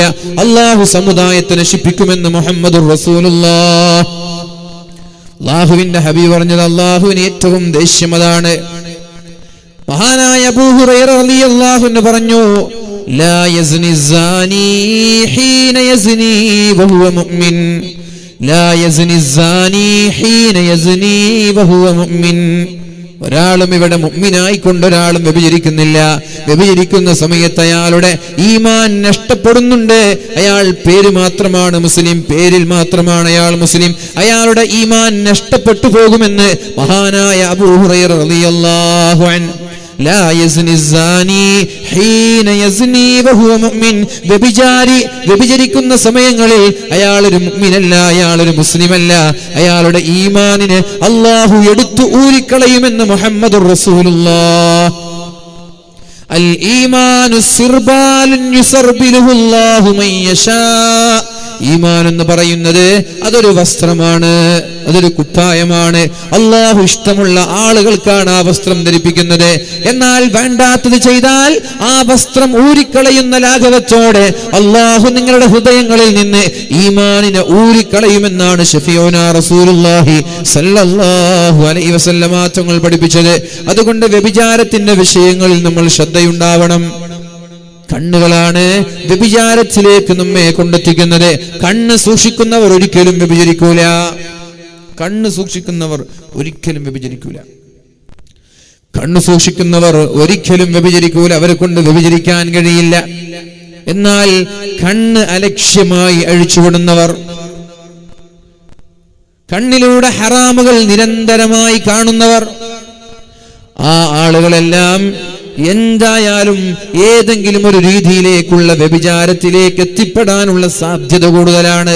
കണ്ണുകളെ നിയന്ത്രിക്കാത്ത ആളുകൾ വ്യഭിചാരത്തിലേക്ക് എത്തിപ്പെടാനുള്ള സാധ്യതകൾ കൂടുതലാണ്. ചാൻസ് കിട്ടിയാൽ അവർ പെട്ടുപോകും, സംശയമില്ല. അതുകൊണ്ട് കണ്ണിനെയാണ് നമ്മൾ സൂക്ഷിക്കേണ്ടത്. അല്ലാഹു നമ്മൾക്ക് തൗഫീക്ക് നൽകട്ടെ. അള്ളാഹു നമ്മെ നന്നാക്കി തരട്ടെ. മഹാനായ ഒരു സ്വഹാബി അള്ളാഹുവിന്റെ ഹബീബിന്റെ സമീപത്തേക്ക് കടന്നു വന്നിട്ട് അള്ളാഹുവിന്റെ റസൂലിനോട് ചോദിക്കുന്നുണ്ട്, യാ റസൂലല്ലാഹ്, നബിയേ, എന്തിൽ നിന്നാണ് ഞാൻ അള്ളാഹുവിനോട് കാവൽ ചോദിക്കേണ്ടത്, എന്തിൽ നിന്നാണ് ഞാൻ അള്ളാഹുവിനോട് അഭയം തേടേണ്ടത് എന്ന് അള്ളാഹുവിന്റെ ഹബീബിനോട് ചോദിച്ചപ്പോഴാണ് റസൂലുള്ളാഹി തങ്ങൾ ഒരു ദുആ പഠിപ്പിച്ചു കൊടുക്കുകയുണ്ടായി. നീ പറ, നീ ദുആ ചെയ്യേ, അല്ലാഹുമ്മ, അല്ലാഹുവേ, ഇന്നി അഊദു ബിക മിൻ ശർരി സമഈ വമിൻ ശർരി ബസരി വമിൻ ശർരി ലിസാനി വമിൻ ശർരി ഖൽബി വമിൻ ശർരി ഫർജി. അല്ലാഹുവേ, എൻ്റെ ചെവിയുടെ ഷർറിൽ നിന്ന് നീ എന്നെ കാക്കണേ അല്ലാഹ്. ചെവികൾക്ക് വ്യഭിചാരമില്ലേ അല്ലാഹുവേ, എൻ്റെ കണ്ണിന്റെ വ്യഭിചാരത്തിൽ നിന്ന്, കണ്ണിന്റെ ഷർറിൽ നിന്ന് കാക്കണേ അല്ലാഹ്. കണ്ണുകൾക്ക് വ്യഭിചാരമില്ലേ അല്ലാഹുവേ, എൻ്റെ നാവിന്റെ വ്യഭിചാരത്തിൽ നിന്ന്, നാവിന്റെ ഷർറിൽ നിന്ന് കാക്കണേ അല്ലാഹ്. നാവിനുമില്ലയോ വ്യഭിചാരം, ഹൃദയത്തിന്റെ വ്യഭിചാരത്തിൽ നിന്ന്, ഹൃദയത്തിന്റെ ഷർറിൽ നിന്ന് എന്നെ നീ കാക്കണേ അല്ലാഹ്. എൻ്റെ ലൈംഗിക അവയവങ്ങളുടെ ഷർറിൽ നിന്ന് എന്നെ നീ കാക്കണേ അല്ലാഹ് എന്ന പ്രാർത്ഥന നിരന്തരമായി ദുആ ചെയ്യണമെന്ന് മുഹമ്മദുർ റസൂലുള്ളാഹ്. ഉറക്കെ ദുആ ചെയ്യല്ലാരും. അല്ലാഹുമ്മ ഇന്നി അഊദു ബിക മിൻ ശർരി സമഈ വമിൻ ശർരി ബസരി വമിൻ ശർരി ലിസാനി വമിൻ ശർരി ഖൽബി വമിൻ ശർരി ഫർജി. അല്ലാഹുവേ, എൻ്റെ ചെവിയുടെ ഷർറിൽ നിന്ന് കാക്കണേ അല്ലാഹ്. കണ്ണിന്റെ ഷർറിൽ നിന്ന് കാക്കണേ റബ്ബേ. അല്ലാഹുവേ, എൻ്റെ നാവിന്റെ ഷർറിൽ നിന്ന്, എൻ്റെ ഹൃദയത്തിന്റെ ഷർറിൽ നിന്ന്, എൻ്റെ ലൈംഗിക അവയവങ്ങളുടെ ഷർറിൽ നിന്ന് എന്നെ നീ കാക്കണേ അല്ലാഹ് എന്ന് നിരന്തരമായി ദുആ ചെയ്യാൻ അല്ലാഹുവിന്റെ ഹബീബ് നമ്മോട് പഠിപ്പിച്ചിട്ടുണ്ട്. അതുകൊണ്ടാണ് ഞാൻ പറഞ്ഞത്, നമ്മളാരും നല്ലവരല്ല. അവസരം കിട്ടിയാൽ നമ്മൾ തെറ്റു ചെയ്യുമോ ഇല്ലയോ എന്നാണ് നമ്മൾ ആലോചിക്കേണ്ടത്, അല്ലാഹുവിനോട് ദുആ ചെയ്യേണ്ടത്. അല്ലാഹുവേ, അവസരം കിട്ടിയാൽ വരെ തെറ്റുകളിൽ അകപ്പെടാതെ മാറി നിൽക്കാനുള്ള ഈമാൻ നൽകണേ അല്ലാഹ്. മാറി നിൽക്കാനുള്ള ഈമാൻ നൽകണേ അല്ലാഹ്. നബി തങ്ങൾ ദുആ ചെയ്തിട്ടുണ്ട്, അല്ലാഹുമ്മ ആതി നഫ്സി തഖ്വാഹാ, അല്ലാഹുമ്മ ആതി നഫ്സി തഖ്വാഹാ. അല്ലാഹുവേ, എൻ്റെ ഹൃദയങ്ങളിൽ നീ തഖ്വ നൽകണേ അല്ലാഹ്. അല്ലാഹുവേ, എൻ്റെ ഹൃദയങ്ങളിൽ നീ തഖ്വ നൽകണേ അല്ലാഹ്. അല്ലാഹുമ്മ ഇന്നി അസ്അലുകൽ ഹുദാ വത്തുഖാ. അല്ലാഹുവേ, ഞാൻ നിന്നോട് തഖ്വയെ ചോദിക്കുന്നു റബ്ബേ എന്ന് അല്ലാഹുവിന്റെ ഹബീബ് ദുആ ചെയ്തിട്ടുണ്ട്. എന്താണ് തഖ്വ എന്ന് പറഞ്ഞാൽ? നിർബന്ധമായ കാര്യങ്ങൾ ചെയ്യുക, ഹറാമായതിൽ നിന്ന് മാറി നിൽക്കുക എന്ന് പറഞ്ഞതാണ് തഖ്വ. നിർബന്ധമായ കാര്യങ്ങൾ ചെയ്യുക, ഹറാമായതിൽ നിന്ന് മാറി നിൽക്കലാണ് തഖ്വ എന്ന് പറയുന്നത്. അതുകൊണ്ട് അല്ലാഹുവേ, ഇന്നി അസ്അലുകൽ ഹുദാ വത്തുഖാ, അല്ലാഹുമ്മ ആതി നഫ്സി തഖ്വാഹാ. അല്ലാഹുവിനോട് നിരന്തരമായി ദുആ ചെയ്തു മുഅ്മിനീങ്ങളെ. വഅദ് കേട്ട് തിരിച്ചു പോകുമ്പോഴുള്ള ചിന്തയല്ല ഒരാഴ്ച കഴിഞ്ഞാൽ നിങ്ങളുടെ മനസ്സിലുള്ളത്. ഒരുപക്ഷെ വഅദ് കഴിഞ്ഞാൽ മൊബൈൽ ഫോണിലുള്ള നമ്പറുകൾ ഡിലീറ്റ് ചെയ്യാൻ തോന്നിയേക്കാം. ഇനി ഞാൻ പ്രണയിക്കൂല, ഇനി ഞാൻ വ്യഭിചരിക്കൂല, ഇനി ഞാൻ കഞ്ചാവ് അടിക്കൂല എന്ന് വരെ തോന്നിയേക്കാം. പക്ഷെ ഒരാഴ്ച കഴിഞ്ഞാൽ വീണ്ടും വ്യഭിചാരത്തിലേക്ക് എത്താനുള്ള സാധ്യതയുണ്ട്, വീണ്ടും കഞ്ചാവിലേക്ക് എത്താനുള്ള സാധ്യതയുണ്ട്, വീണ്ടും മിസ്കോൾ അടിക്കാനുള്ള സാധ്യതയുണ്ട്.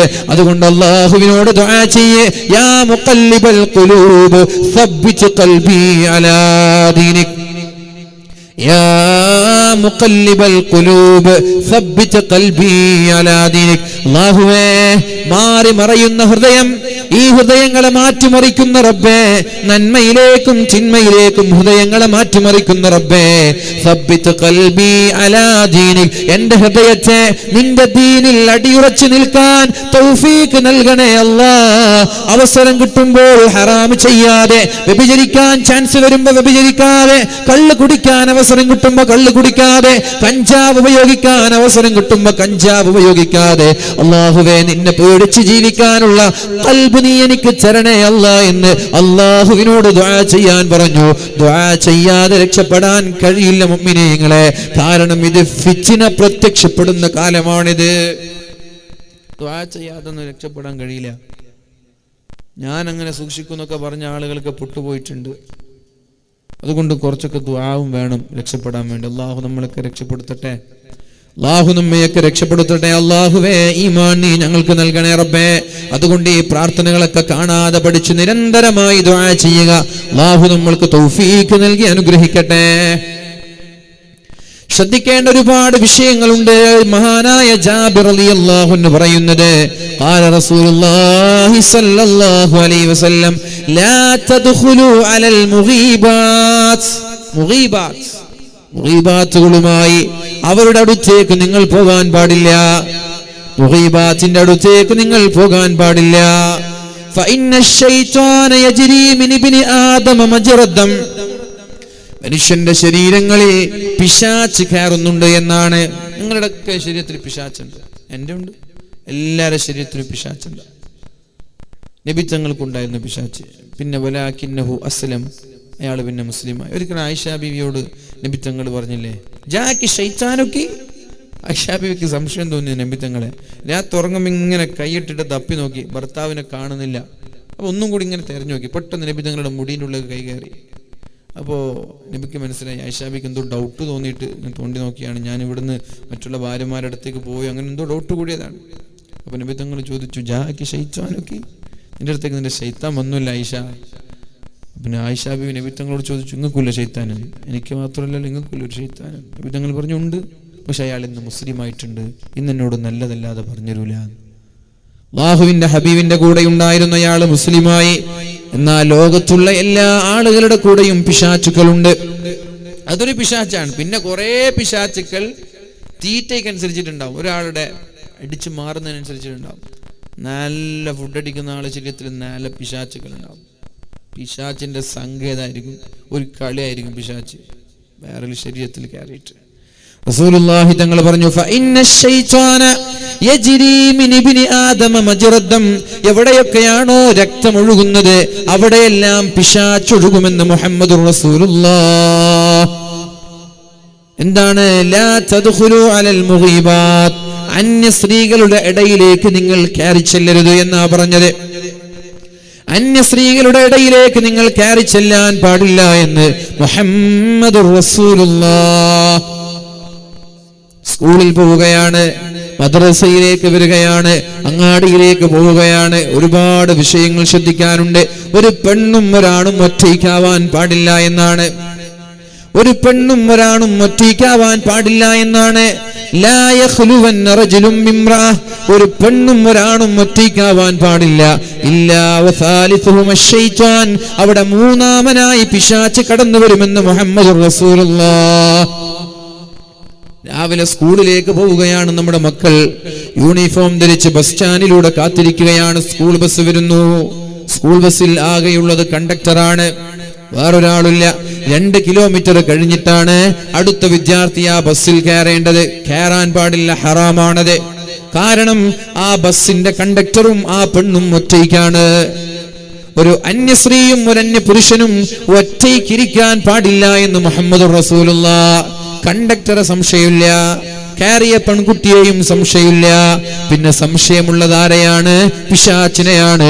എത്ര വലിയ സൂഫി വര്യയായ പെണ്ണാണെങ്കിലും ശരി, എത്രയും നല്ല തഖ്വയുള്ള ആണാണെങ്കിലും ശരി, അവിടേക്ക് അങ്ങനെ ഒരു സാഹചര്യത്തിൽ പിശാച് കടന്നു വന്നിട്ട് ആ പുരുഷന്റെ ശരീരത്തിലേക്ക്, പുരുഷന്റെ ഹൃദയത്തിൽ വേണ്ടാത്ത ചിന്തകൾ ഇട്ട് കൊടുക്കും. അതേപോലെ പെണ്ണിന്റെ ഹൃദയത്തിലും വേണ്ടാത്ത ചിന്തകൾ ഇട്ട് കൊടുക്കും.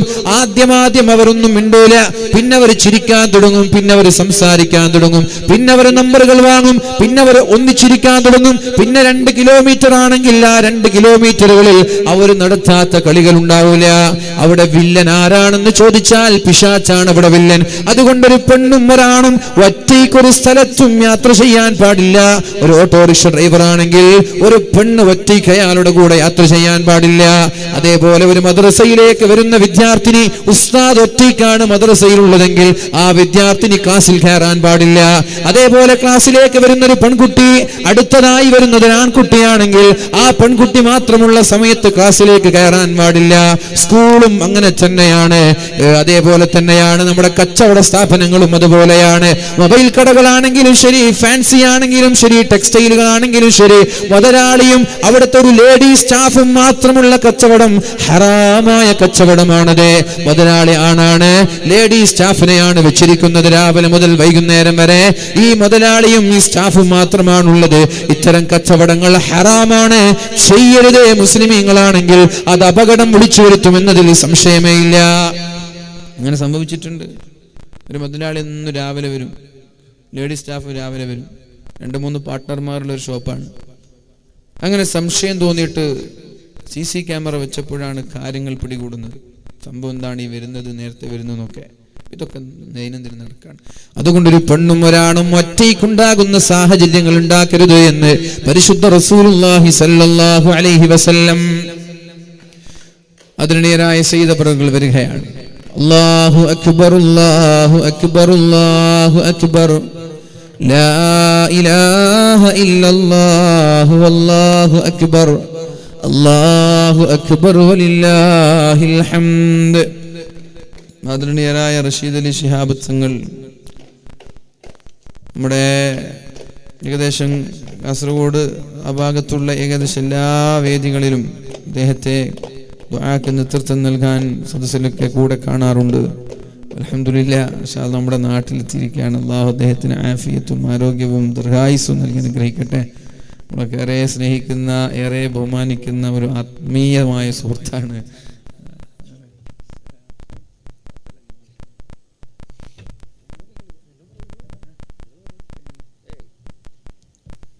ഇൻഷാ അല്ലാഹ് ഞാൻ കുറേ നട്ടില്ല. നിങ്ങൾ പോയിക്കോളൂ എന്ന് പറഞ്ഞാലും അതിൻ്റെ ഒരു മര്യാദയുണ്ട്, അത് ഞാൻ പാലിക്കും ഇൻഷാ അല്ലാഹ്.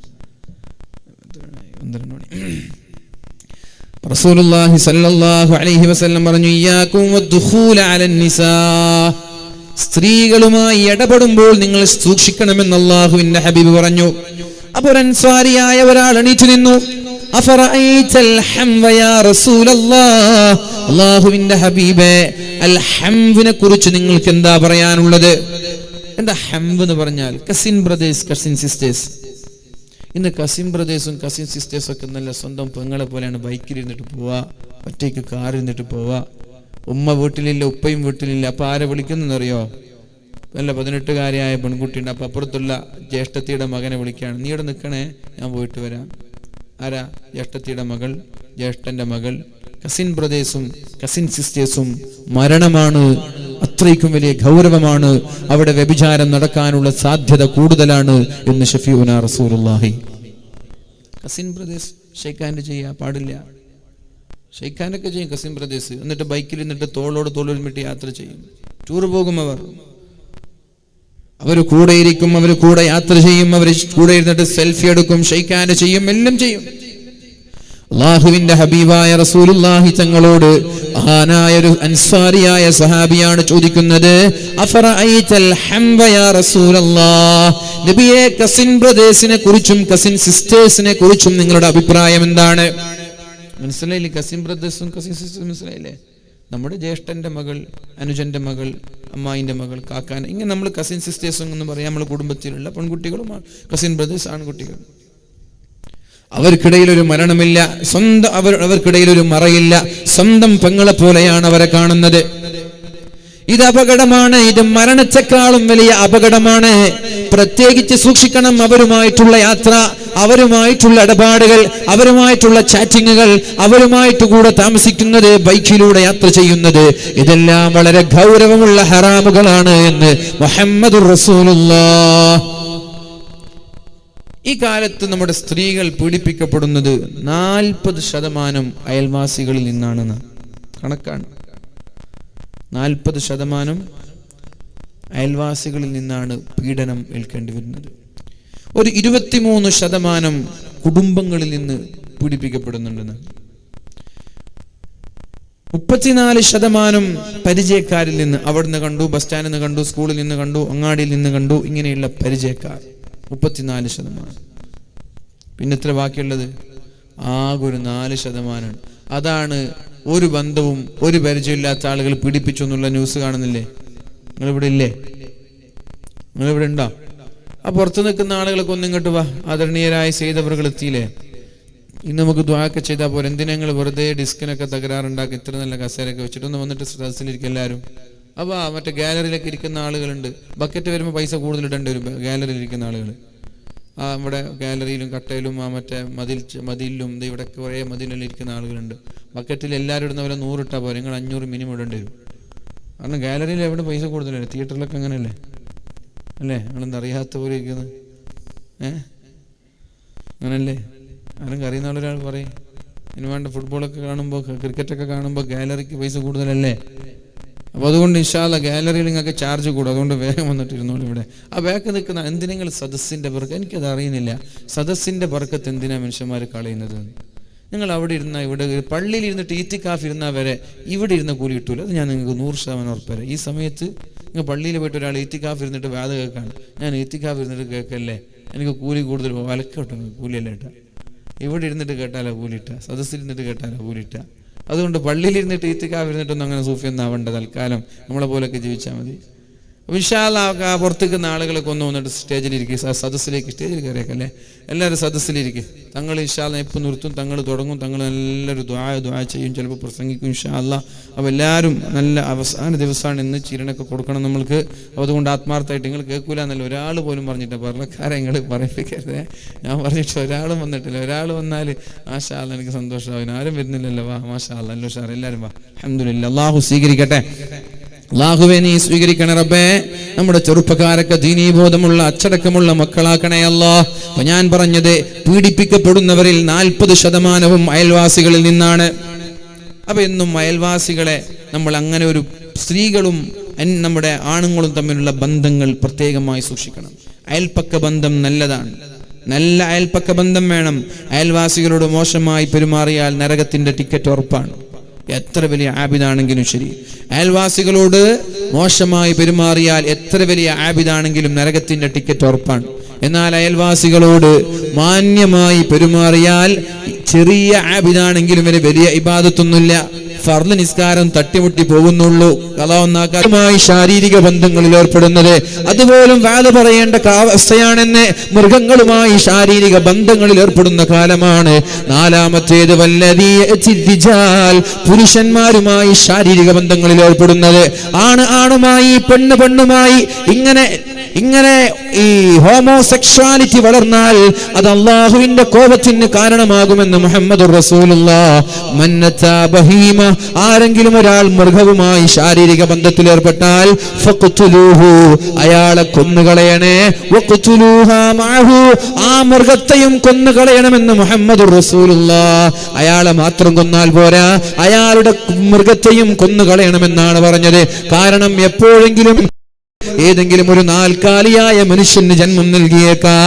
തലയുള്ള മനുഷ്യൻ, കൈയുള്ള മനുഷ്യൻ, മനുഷ്യക്കോലമുള്ള മനുഷ്യൻ ജന്മം നൽകാൻ സാധ്യതയുണ്ട്. അതുകൊണ്ട് ആ പുരുഷനെയും കൊല്ലണം, മൃഗത്തെയും കൊല്ലണമെന്ന് മുഹമ്മദുർ റസൂലുള്ളാഹ് സല്ലല്ലാഹു അലൈഹി വസല്ലം. അല്ലാഹു റബ്ബ് സുബ്ഹാനഹു വ തആല ബോധം നൽകട്ടെ. അല്ലാഹു നമ്മെ നന്നാക്കി തരട്ടെ. നമ്മുടെ വാക്കിൽ നിന്ന്, നമ്മുടെ പ്രവർത്തനത്തിൽ നിന്ന്, നമ്മുടെ ജീവിതത്തിൽ വന്നുപോയ എല്ലാ തെറ്റുകുറ്റങ്ങളും അല്ലാഹു നമ്മൾക്ക് പുറത്തു തരട്ടെ. ഞാൻ ആദ്യമായി ഓതി വെച്ച പരിശുദ്ധമായ ഖുർആനിന്റെ ആയത്ത്, വല്ലാഹു അഖ്റജകും മിൻ ബുതൂനി ഉമ്മഹാതികും, അല്ലാഹു നമ്മെ നമ്മുടെ ഉമ്മമാരുടെ ഗർഭപാത്രത്തിൽ നിന്ന് കൊണ്ടുവന്നതാണ്. ലാ തഅലമൂന ഷൈഅൻ, ഒന്നും നമ്മൾക്കറിയില്ല. ജനിക്കുന്ന സമയത്ത് കഞ്ചാവിനെ കുറിച്ചറിയില്ല, ജനിക്കുന്ന സമയത്ത് സിനിമയെ കുറിച്ചറിയില്ല, തിയേറ്ററിനെ കുറിച്ചറിയില്ല, വ്യഭിചാരത്തെ കുറിച്ചറിയില്ല, മോഷണത്തെ കുറിച്ചറിയില്ല, കൊലപാതകങ്ങളെ കുറിച്ചറിയില്ല, പലിശയെ കുറിച്ചറിയില്ല, അക്രമങ്ങളെ കുറിച്ചറിയില്ല, തോന്നിവാസങ്ങളെ കുറിച്ചറിയില്ല. നല്ലൊരു കുഞ്ഞായാണ് ജനിക്കുന്നത്. അല്ലാഹു പറയുന്നുണ്ട്, ഈ കണ്ണ് തന്നത്, ഈ ചെവി തന്നത്, ഈ ഹൃദയം തന്നത് അല്ലാഹുവിന് ശുക്ർ ചെയ്യാനാണ്. അഥവാ മാതാപിതാക്കളോട് പറയാണ്, നിങ്ങളുടെ മക്കൾ നല്ല സാഹചര്യത്തിലാണ് ജനിക്കുന്നത്, ആ മക്കളെ മോശമാക്കുന്നത് അവരവരുടെ ചങ്ങാതിമാരാണ്. അതുകൊണ്ട് എല്ലാ രക്ഷിതാക്കളും അവരുടെ മക്കളുടെ ചങ്ങാതിമാരാരാണെന്ന് പഠിക്കണം. നിങ്ങൾ സൂക്ഷിക്കേണ്ട മൂന്നാമത്തെ വിഷയം, നിങ്ങൾ ശ്രദ്ധിക്കേണ്ട മൂന്നാമത്തെ വിഷയം, നിങ്ങളുടെ മക്കളുടെ ചങ്ങാതിമാർ ആരാണെന്ന്. ഞാൻ ആദ്യം പറഞ്ഞത് ഓർമ്മയില്ലേ? കഥ കടച്ചുകൊണ്ട് കിടന്നുറങ്ങാൻ വിവാഹം കഴിക്കാത്ത ഒരു ആൺകുട്ടിയെയും ഒരു പെണ്ണിനെയും അനുവദിക്കരുത്. പിന്നെയോ അവരുടെ ബാഗുകൾ നിങ്ങൾ നിരീക്ഷിക്കണം. പിന്നെയോ അവരുടെ സ്കൂളിലേക്കുള്ള പോക്കുവരവ് നിങ്ങൾ നിരീക്ഷിക്കണം. അവരുടെ ബെഡ്റൂം നിങ്ങൾ നിരീക്ഷിക്കണം. അവരുടെ സ്കൂളിൽ നിങ്ങൾക്ക് ചാരന്മാർ വേണം, CID-കൾ വേണം. വേണം, അധ്യാപകരിൽ വേണം, ക്ലാസ്മേറ്റിൽ വേണം. അതൊക്കെ കഴിഞ്ഞാൽ അവരുടെ ചങ്ങാതിമാർ ആരാണെന്നുള്ള ഒരറിവ് കൂടി നിങ്ങൾക്കുണ്ടാവണം. ചങ്ങാതിമാർ മോശക്കാരാണെങ്കിൽ ആ ചങ്ങാതിമാരുമായുള്ള ബന്ധം ഇനി സ്ഥാപിക്കാൻ അനുവദിക്കുകയും ചെയ്യരുത്. അള്ളാഹു നമ്മെ നന്നാക്കി തരട്ടെ. നമ്മളിൽ നിന്ന് വന്നു പോയ തെറ്റുകുറ്റങ്ങളൊക്കെ അള്ളാഹു പുറത്തു തരട്ടെ. ഊസീകും ബിദ്ദുആ. ജസാകുമുല്ലാഹു ഖൈർ. അസ്സലാമു അലൈക്കും വറഹ്മത്തുള്ളാഹി വബറകാതുഹു.